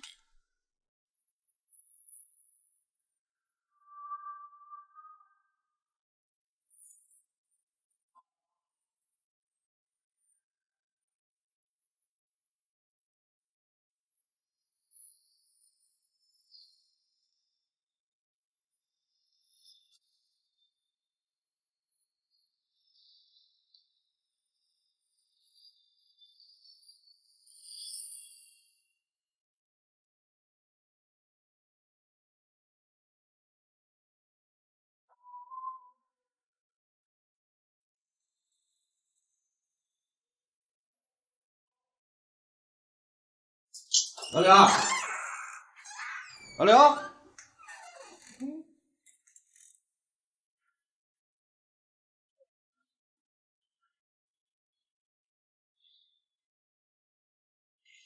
刘师傅，您跑长途大概多少年了？差不多20年了吧。哦，那我问句不该问的哈，这中间您出过事故吗？一次。哎，我说袁旭，你怎么那么乌鸦嘴啊？小声人刘师傅揍你啊！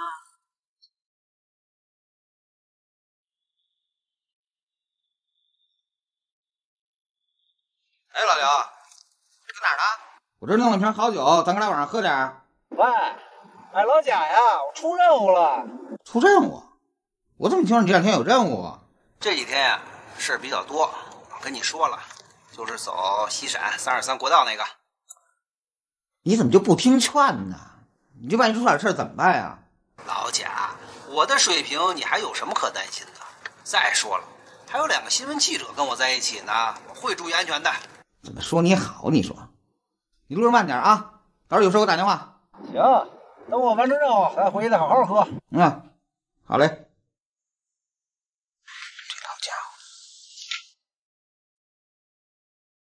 刘师傅，您同事来电话呀？让我注意安全啊！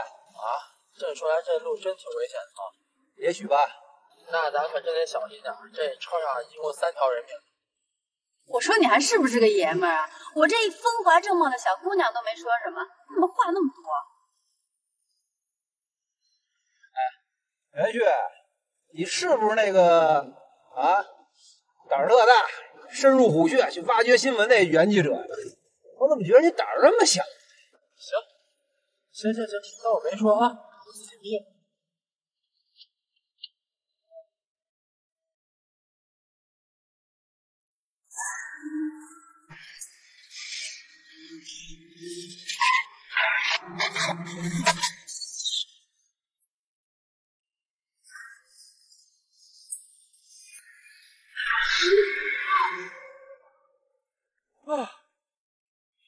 袁记者，不带这么吓人的啊！这刚出来，这前怕狼后怕虎的，你这干嘛呀？这是？我说袁旭，你成心的是不是？这没危险也被你吓出危险来。不好意思，做噩梦，下不为例啊！好家伙，你这没毛病，但是你给我吓出点毛病来。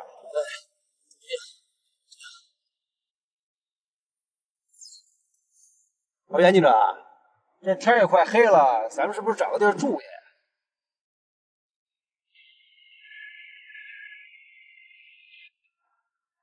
大家好，欢迎收看《迷局》第2季。在上集故事中，袁旭和童心在调查完婚托以后，又开始了关于传说中的黄泉路的调查工作。这个名字听着就让人毛骨悚然。在这条路段建成通车的7、8年的时间里啊，上百条人命葬身于此。如此说来，黄泉路这个名字还真是名副其实。但是究竟是什么原因让那些上了这条路的人有去无回呢？是司机驾驶技术不够娴熟？这显然说不通，因为在这条路上出事儿的人很多都是常年以运输为生的老司机了。总之，多年过去，这条路的名声是越叫越响，走这条路的人是越来越少，可是死的人呢，却越来越多。此时，袁旭和童心已经上了车了，行驶在这条充满谜团、恐怖、诡异的黄泉路上。恐怖的事件会不会出现？袁旭和童心能不能从死亡路段平安通过呢？让我们一起进入本集的故事。你干嘛呢？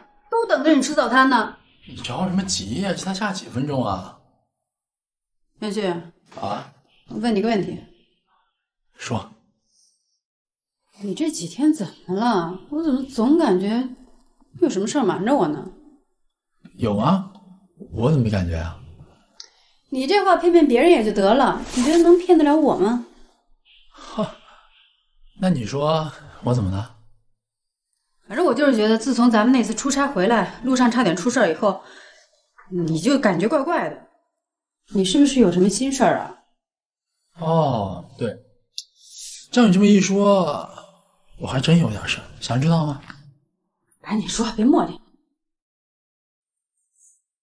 我跟你说啊，上次因为你这个女汉子开车出车祸，我觉得导致我有点精神衰弱了。我估计着吧，我可能是更年期提前了。干嘛更年期提前？哎，我说你怎么说动手就动手啊？有病啊！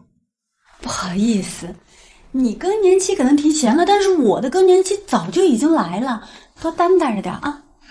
行啊，你小子别放我手里，咱有的是机会算账。就你呀，哎呦，自求多福吧。好，没问题。二位记者啊，时间差不多了，我们可以出发了。啊，好嘞，刘师傅，马上走。快点。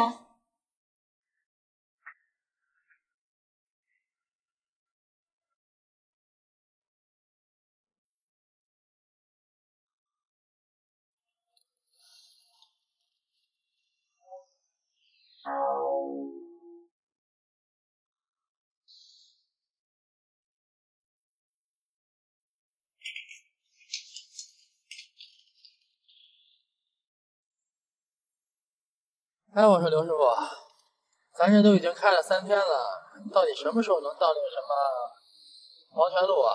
我说袁记者呀，好歹你也是个名记者，说话怎么还这么封建迷信？什么黄泉路啊？那叫323国道。怎么说话？就是，你是不是真不会说话呀？啊，照你这么说，人刘师傅都开了20多年车了，都在黄泉路上开着呢。嗨，刘师傅，我这不是忘了那路名叫什么了吗？忘了你不会问啊？哎，刘师傅，咱们距离这个323国道的1136公里路段还有多远的距离啊？还是童记者说话专业，没多远了，天撒黑咱们差不多就到了。谢谢你啊，刘师傅。哎，年轻就是资本啊！老喽。袁记者，你是不是变着法骂我？对呀，刘师傅，我哪敢骂您呀？您借我个胆子我都不敢。您误会了。哎，我说你是不是一出来就撒欢啊？看我回去怎么收拾你！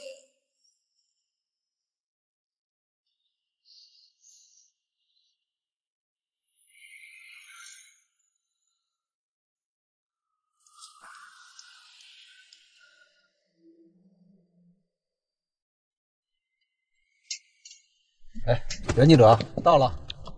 童记者，别睡了，到地方了。你们不是还拍照呢吗？啊，到地了，到哪儿了？咱到那个323国道1136公里路了。行了，到了。哎呀，这刘师傅，天那么黑，要不然咱今晚就在这儿住下吧，明早再走。你害怕就说害怕，找那么多借口，赶紧。就是，你害怕你就说害怕。再来说了，人这车分公司等着用呢，我得赶紧给人送过去。行，那我就少说不能多说。刘师傅，那您在这儿等我一会儿，我们采访完马上回来。行行行啊，来这样，下车下车。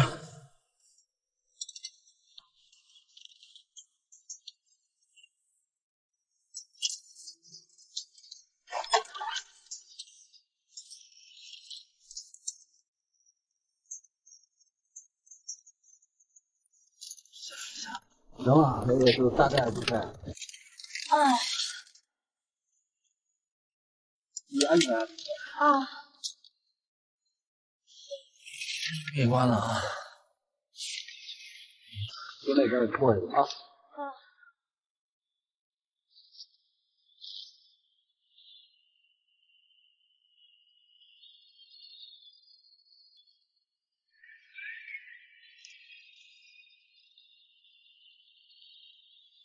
哇，这条路也不像你说那么邪乎啊。这要是有什么邪乎危险，都能让你一眼看出来，那还叫危险吗？哎，等，我先拍点空镜，你还真死了。哎，你们电视台的？哦。啊，跟这拍摄干什么啊？没什么，就是拍点新闻。哎，我们能采访您一下吗？我有什么好采访的？就是问一些关于咱们这儿323国道的问题。算了，你可别采访了。我劝你们最好等明天白天再走这条路吧，这条路邪得很。你们知道这条路叫什么吗？叫什么呀？黄泉路。我说你们还是找个地方歇歇，等明天再走吧。哎，您别走啊！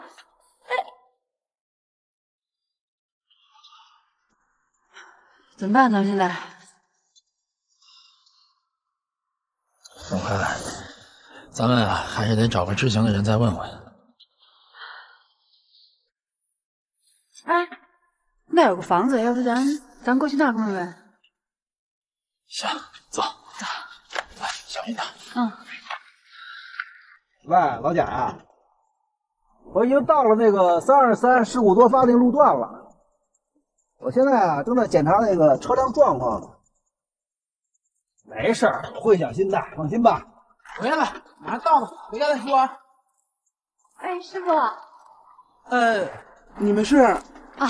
您好，我们是电视台的记者。我们看您这屋子刚好在咱们的国道旁边，所以想就您屋子跟前这段路问您几个问题。对，就是简单做个采访。啊，那请问吧。OK。我们听说啊，咱们323国道的1136公里至1158公里路段，被您这当地人称为黄泉路。黄泉路？黄泉路那都是清的，我看应该叫阎罗殿。为什么呀？这条路开通没几年，都死上百口子。你知道我们这怎么叫它吗？说它就是阎罗殿的门口，阎王看你顺眼，他就让你过去。要看你不顺眼，他就把你收了。这不是宣传封建迷信吗？什么封建迷信呢？那你跟我说，这是一年死上百口子，你怎么解释？我跟你说，姑娘，这条路邪乎着呢。凡是出事的人和车，你知道都因为什么吗？因为什么？全都是刹车失灵。您怎么知道？人家请专门的人来调查过呀。要不我怎么能知道？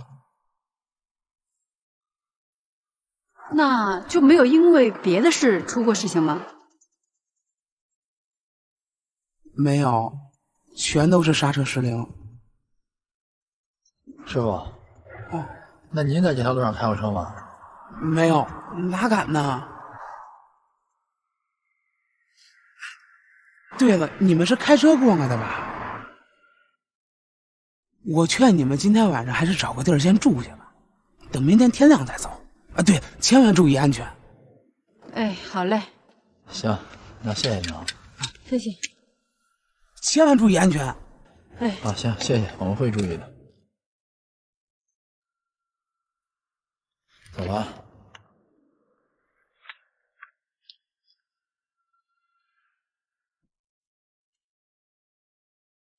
袁志长回来了，回来了。怎么样？啊，都照完了。不过刘师傅，当地老百姓都劝咱们最好明天走。为什么？其实也没什么大事，当地人迷信呗。啊，师傅，您这个刹车制动没啥问题？没问题，咱出来之前这刹车片什么的都查过了，肯定没问题。那就行。这当地的老百姓说呀，这一带的车子出事故都是因为刹车失灵。没那么邪乎，咱们今天就偏向虎山行。哎，说。要不袁记者，你陪着童记者坐后边。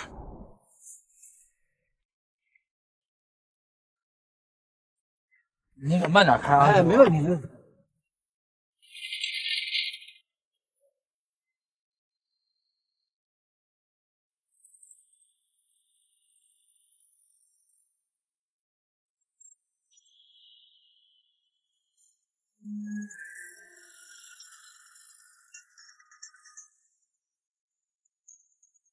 师傅，咱们开了有多远了？差不多10公里了吧？这路是挺危险的，好久啊没走这么危险的路了。师傅，那您可慢点开啊，安全第一，安全第一。师傅，咱们现在已经开过了3个隧道，11座桥了，现在好像还有5个公里就要到 U 型弯道了吧？师傅，你小心点啊！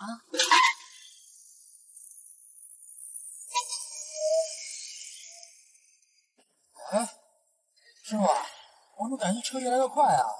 记者，一会儿你们童记者到后面去，咱们车呀，刹车好像失灵了。林欣，咱们这段路程差多少？25米。相当于每公里咱们下坠8层楼啊！袁记者，咱们刹车真的失灵了。你现在想想是？上后面！有病！童心，这时候不能再任性了。快！车速太快，我抢不上档。完了！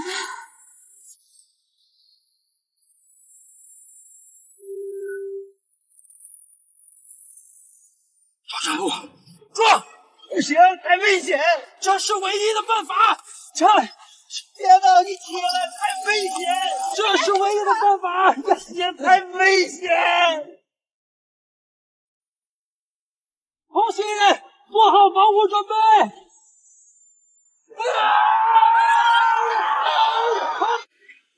童心。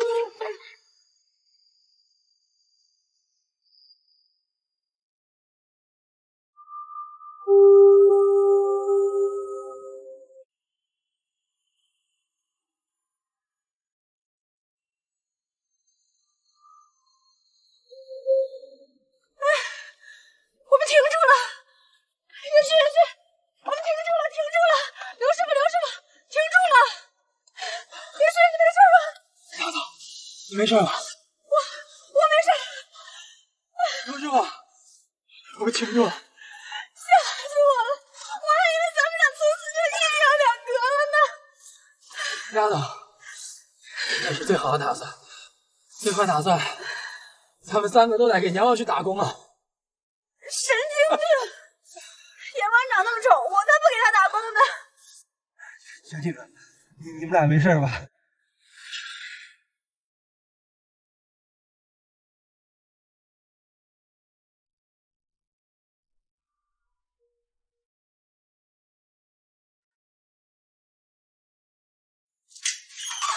来会儿，我俩这就随便坐。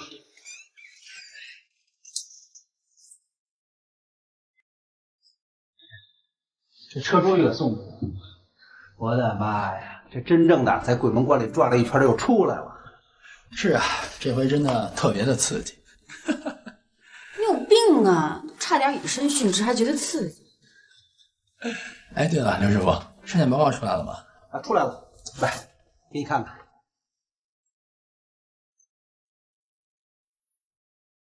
由于长时间下坡行驶导致刹车片摩擦生热，刹车骨碳化，导致刹车失灵，就这么简单。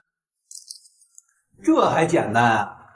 哈哈，我还以为是什么阎罗王因为某女人太可怕，不敢收咱们。原是你早揍我！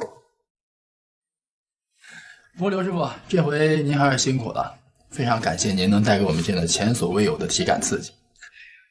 我说允许你见好就收行吗？还体感刺激，小命没了，我看你拿什么刺激？袁记者啊，这回还得真谢谢你，要不是你随机应变呀，我这条老命啊，还真够呛。嗨，你也不要说的太客气了，其实我也就是在自保的同时，侥幸把大家都给救了，出发点可没您说那么高尚。袁记者，你也别这么说，不管怎么说啊，你也算救了我们一条命。哎，对了，袁记者，你们上午不是去那个当地的交管所去调查了吗？这个结果出来了吗？哦，我已经查到了。其实并不像当地老百姓说的那么玄乎，在所有的事故当中，有一半是因为刹车失灵导致的，而且是在夜间，其余的就是超速行驶和疲劳驾驶了。那为什么刹车失灵会占到这么大的比例呢？哦，这个嘛，就和当地的路况有很大的关系了。虽然这条路的垂直落差很大，但是并不是平均分配的。从最一开始，这条路的坡度非常的缓慢，再加上路况比较好，没有隧道和 U 型弯，这样就给驾驶员造成一种错觉，就是这条路非常的安全。于是呢，就不自觉地提高了车速。而到了这条路的中间路段，由于坡度是在逐渐的加大，但是呢，驾驶员之前产生了错觉，再加上是夜间，他们就会觉得，虽然这条路有坡度，但并没有感觉到是在逐渐加大。不过这个时候呢，驾驶员已经开始在点着刹车行驶了，只不过车辆依旧是保持在高档位。对，我明白了啊，就是因为之前的错觉，造成了这驾驶员啊没有降低这档位，只是频繁的踩刹车，致使刹车片过热。这时候在发现那坡度越来越陡的时候，驾驶员已经来不及了。这会儿的刹车片、刹车骨已经超负荷工作了，越是猛踩刹车是越是糟糕，车速啊也会越来越快。没错，等到这个时候，车辆已经差不多快到达 U 型弯了，而在此时呢，大多数人都已经开始慌乱，手足无措，最终才导致车祸的发生。我明白了，其实最终的原因还是因为驾驶员本身的疏忽大意，还有这个丰富的经验，以及过硬的驾驶技术和心理素质。那怎么办啊？这内因是驾驶员本身的问题，外因又是改变不了的，那总不能把路拆了重建呀。其实当地交管部门啊，也对这个问题很头痛，他们也想了很多办法，但是效果并不太明显。觉着呀，还是驾驶员本身素质一定要过硬，坚决杜绝那疲劳驾驶和盲目自信。只有这样，再配合什么警示牌、巡逻的岗位，这样才能解决问题。你说的没错。现在323国道这条路啊，既然已经引起了国家的重视，那么我相信在不久的将来一定会得到很好的解决。不过我也给当地交管部门出了一个主意，他们觉得这个方法还比较可行，会尽快的实施。什么办法？其实很简单，就是在这段路上每隔一段距离设置一个超级大喇叭，里面时刻播放着前方的路况，不断的利用外界的声音去刺激和提醒驾驶员提高警惕，安全驾驶。真聪明。那他们得听进去才行啊。是啊，最重要的还是需要驾驶员去遵守交通法规和牢记驾驶准则，毕竟生命对于每个人只有一次，谁都希望好好的活着。是啊，活着呀，真好。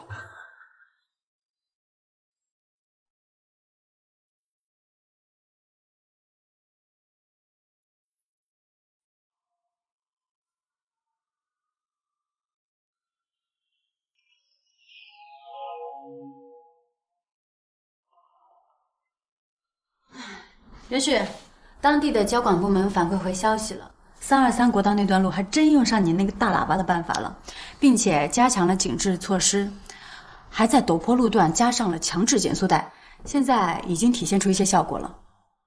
好的。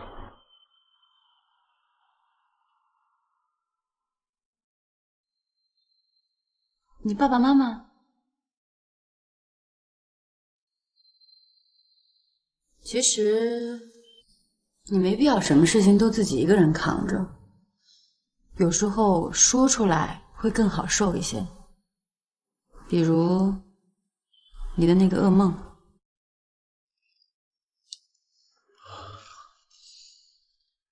你个小丫头，什么时候还会开导人了？就是在你救了我之后啊。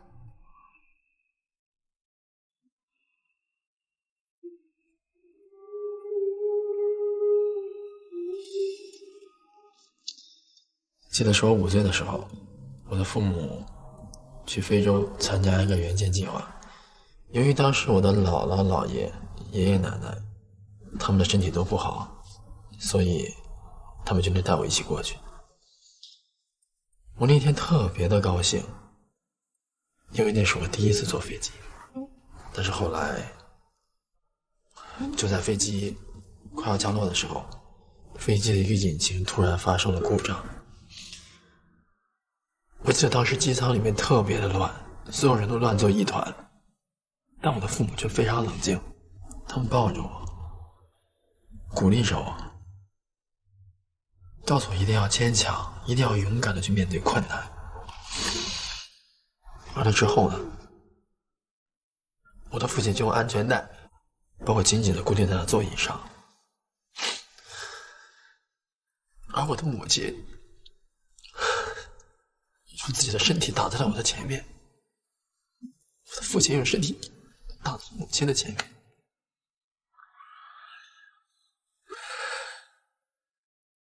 之后机舱里面就是一阵的晃动，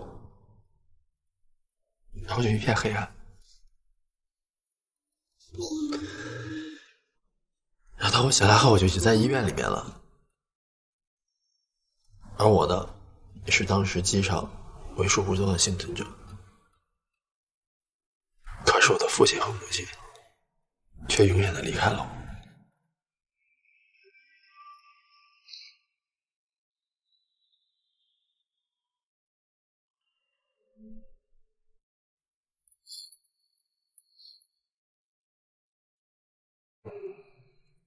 不过没关系，一切不都过来了吗？我也会遵从我父亲的遗愿，坚强、勇敢的去面对困难。哎，同学，你知道坚强和勇敢的去面对困难是什么意思吗？开始我也不清楚，不过现在我好像明白了。什么意思？就是要坚强和勇敢的去面对你。怎么样？有没有觉得我的父亲特别的有先见之明啊？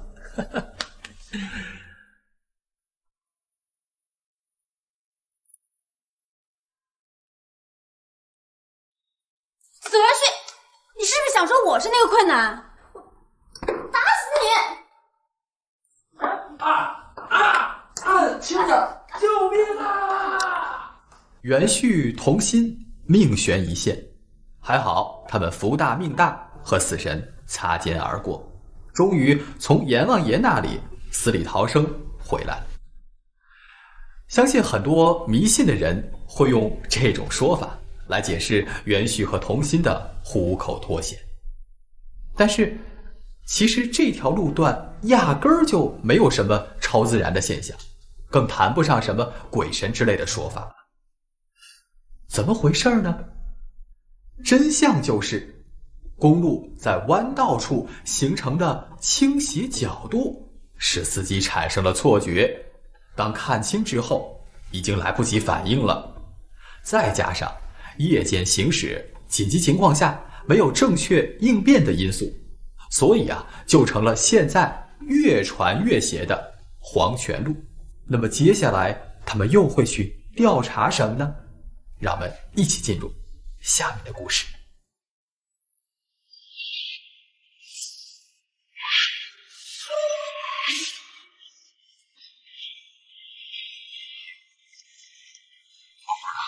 0.5毫升的肾上腺素心内注射，10倍的生理盐水稀释，还要配合高渗的葡萄糖，静脉滴注，每秒2滴。是，等一等。哎，我说袁旭，你怎么回事啊？演个病人都演不好，这都拍了多少遍了还学不会？笨死你得了！看什么看？配合这么个模拟拍摄都配合不好，还想拿普利策奖，歇菜吧你！哎，我说，我好好一大活人啊，你非让我演一心脏骤停的，我不喘气啊我！你不会憋着呀？我憋了呀。可你要拍一长镜头，动不动让我憋5、6分钟的，我要是真憋了呀，这李医生真得给我来一针。我不管，反正我要重新拍。你得了啊，素材够用就行了，添这么乱，人医生护士不上班，天天陪你瞎闹啊！说多拍的也是你，说不拍也是你，你神经病啊！哎，李医生，非常感谢您今天配合我们工作，咱们的任务到今天也就结束了。等片子播出以后呢，一定会通知你。袁记者，太客气了，配合你们的工作还不是我们应该的吗？再说了，你们做的这些事情对我们医院和医生也是一件好事嘛。希望你们大力宣传，也让老百姓知道我们的苦衷啊！放心，一定。李医生，不好了，输液室有一病人突然昏迷，抽搐不止，你快看看去吧。等会儿，来看看。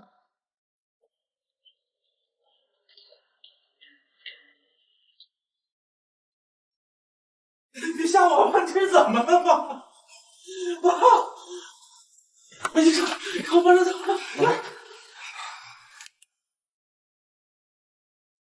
赶紧送抢救室！快，帮上后边，快！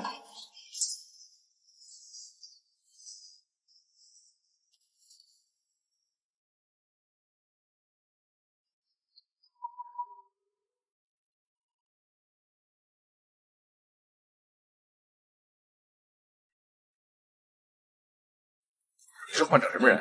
他是我父亲。医生，那刚才好好的，这是怎么了？病人突发癫痫。哎，对了，你父亲以前有癫痫病史吗？没有啊，他身体一直都很硬朗。病人需要抢救，你留。哎，李护士，200毫克的苯妥英钠，配备5%的葡萄糖，静脉滴注，赶紧准备。好。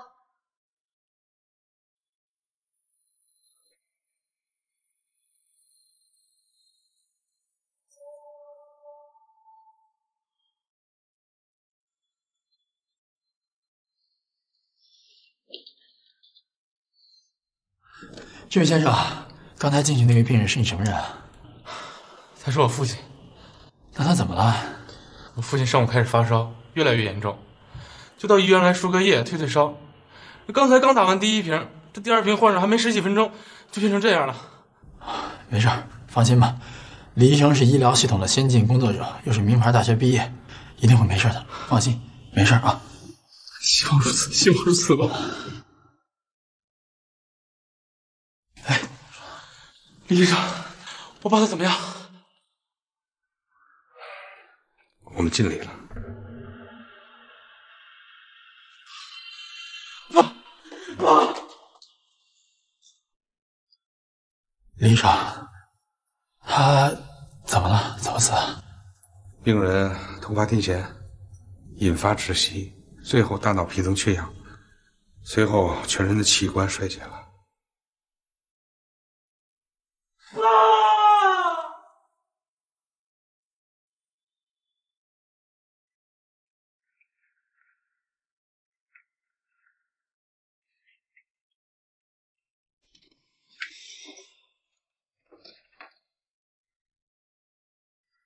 我说你这是怎么了？从昨天晚上离开医院一直到现在，怎么一直都愁眉苦脸的？童心，你说这个人是不是真的很脆弱？像几小时以前这人还好好的，几个小时之后就阴阳两隔了。这也没办法呀，生老病死不就是这样的吗？人可以跟命运抗争，但是却无法面对病来如山倒的现实。不过好在还有李浩健这样的医生，以患者为最大，尽量减轻患者的疾病痛苦，挽救患者的生命。可是就算是有李浩健这样的医生，昨天那个人不还是没有抢救过来吗？你怎么这么极端呀？是没有挽救回患者的生命，当然很可惜，也很心痛。但是有些病可以治，有些病就是大罗神仙来了也治不了啊！怎么可以把病人的离世无端的就怪罪在医生的头上呢？再说了，现在科学技术已经越来越进步了，这疾病的治愈率已经不知道比几十年前高出了多少倍。我们就更应该坦诚的、积极的、严肃的面对现实。这些可都是你教我的呀。是啊，我们站在局外人的角度看得很清楚，可是那些病患的家属呢？他们在失去亲人之后，只会觉得是医生的医术不高，仅此而已。难道这样的忧患纠纷还在少数吗？所以啊，在李医生这期节目当中，我们要着重的就是把患者跟医院医生之间的纠纷给说清楚。作为医生，首先当然是要恪守自己的职业操守，这我相信99%的医生都是这么做的。那作为患者和家属，在承受疾病带来痛苦的同时，也应该去理解医护工作者的苦衷。如果因为疾病发生了什么纠纷，也要按照程序一步一步的来啊。喂，你好，这里是第三视角新闻专线，请问您有什么新闻线索可以提供给我们？什么？好，我们马上赶过来。是永康医院的王护士长，他说昨天去世那个病人的家属来医院闹事了，威胁李浩健医生要跟李医生同归于尽。走，去医院。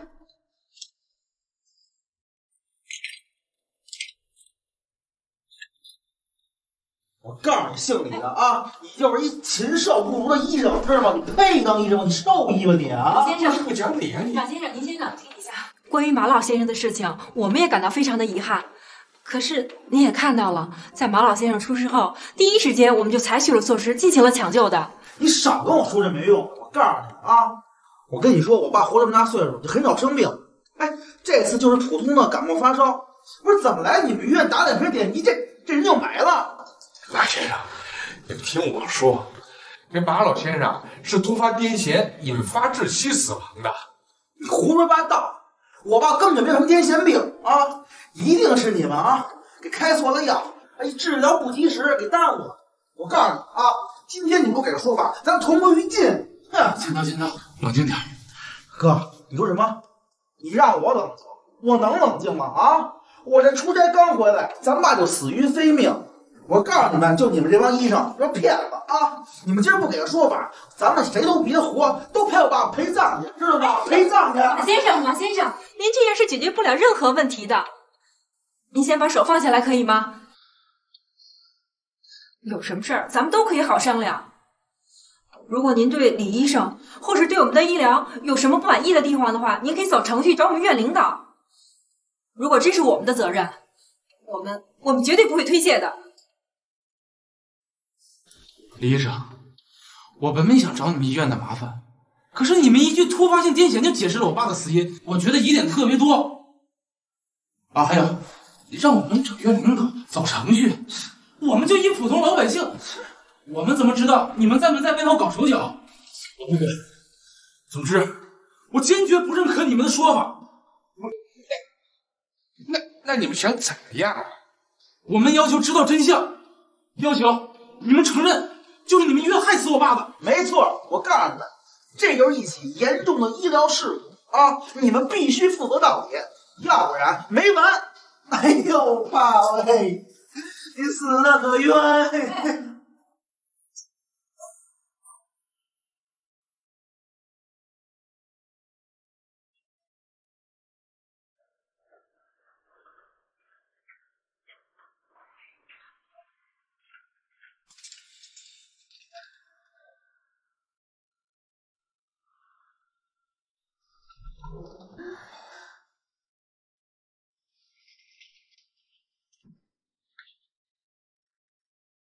王部长，这怎么了？这2位先生认为我们在给马老先生用药的过程中出现了问题，还有就是抢救不当，这才造成了马老先生的死亡，要求我们院方做出解释。童心，你先送王护士长回办公室吧。哦，不是，谢谢。哎，你是谁啊？哦，你好，我是第三视角的记者。我觉得，如果咱们大家都觉得这件事情有问题，咱们大可以坐下来好好谈谈。又或者2位呢，去相关部门投诉。可你们现在这样，又撒纸钱，又哭又闹的，也解决不了问题啊。记者，行啊，你们是想抵赖到底是吗？把记者都叫来了啊，想撇清责任是吗？先生，你放心，我们的职责就是报道事实的真相，不会左右事实真相的。我们凭什么相信你们？没有任何凭据，我们办事凭良心。我们怎么知道你们不是一伙的呀？我们是不是一伙的？等调查清楚事情真相，不就清楚了吗？行，我信你们一次，但是我要求你们对我进行采访，我要给我父亲申冤。行，这个没问题。我们第一个就先采访您。建涛，是我带父亲来看病的，还是由我来先说吧？建涛，建涛，哥，你叫我呢？我说让我来说事情的经过，而且2位记者昨天我也见了。啊，这哥，你认识他们？对，我们昨天来医院采访的时候，恰巧碰上马老爷子正在进行抢救。看你又怎么样？我告诉你们，如果你们跟他们串通一气，我照样去电视台闹去。哼！你放心，我和李医生一样，都有自己的职业操守。那咱们开始吧。马先生，您是觉得您父亲的死和医院有关系？不是怀疑，就是他们医院害死了我父亲。那您的理由是什么？我父亲平常非常注重保养身体，而且身体非常硬朗，还是老年足球队的队长。这就是一个普通的感冒，到他们医院打了瓶吊水，这人就没了。这谁能不怀疑是他们医院出了问题？那您父亲的感冒是怎么得的呢？扁桃体发炎。我父亲平常很少生病，但是只要发烧，就是因为嗓子疼、扁桃体发炎。那您能给我们具体讲一下那天事情的经过吗？那天晚上9点多，我带父亲来到了永康医院的急诊室。相信患者家属在医院撒纸钱的那一幕，一定让不少观众朋友都很难忘却。从患者家属的角度来说，那是自己的亲生父亲，更何况老人家平时身体非常硬朗，还是老年足球队的队长，一个普通发烧到了医院怎么就给治死了呢？患者的家属找到医院要一个合理的解释，似乎并没有错。但是正规的医院为每一位患者治疗疾病，都是由专业的医护人员严格按照医院的流程来执行的，怎么会把一个感冒发烧的病人给误诊致死了呢？这里面到底有什么样的谜团呢？袁旭和童心又开始为了这件医疗事件之谜紧张地调查起来。这次作为病人家属，对已逝患者的思念之情，我们是完全可以理解的。用正当的手段寻求医院合理的解释，是患者家属的权利。不过在真相还没有查实的情况下，撒纸钱的行为是不是过激了呢？现实生活中确实有一部分人偏听偏信，每听说医院和患者之间出现了状况，就不分青红皂白，先找医院的麻烦。而马家兄弟是否也是无理取闹呢？袁旭和童心这次面对如此激动的马家兄弟，他们能否妥善处理呢？我们下集再来继续调查。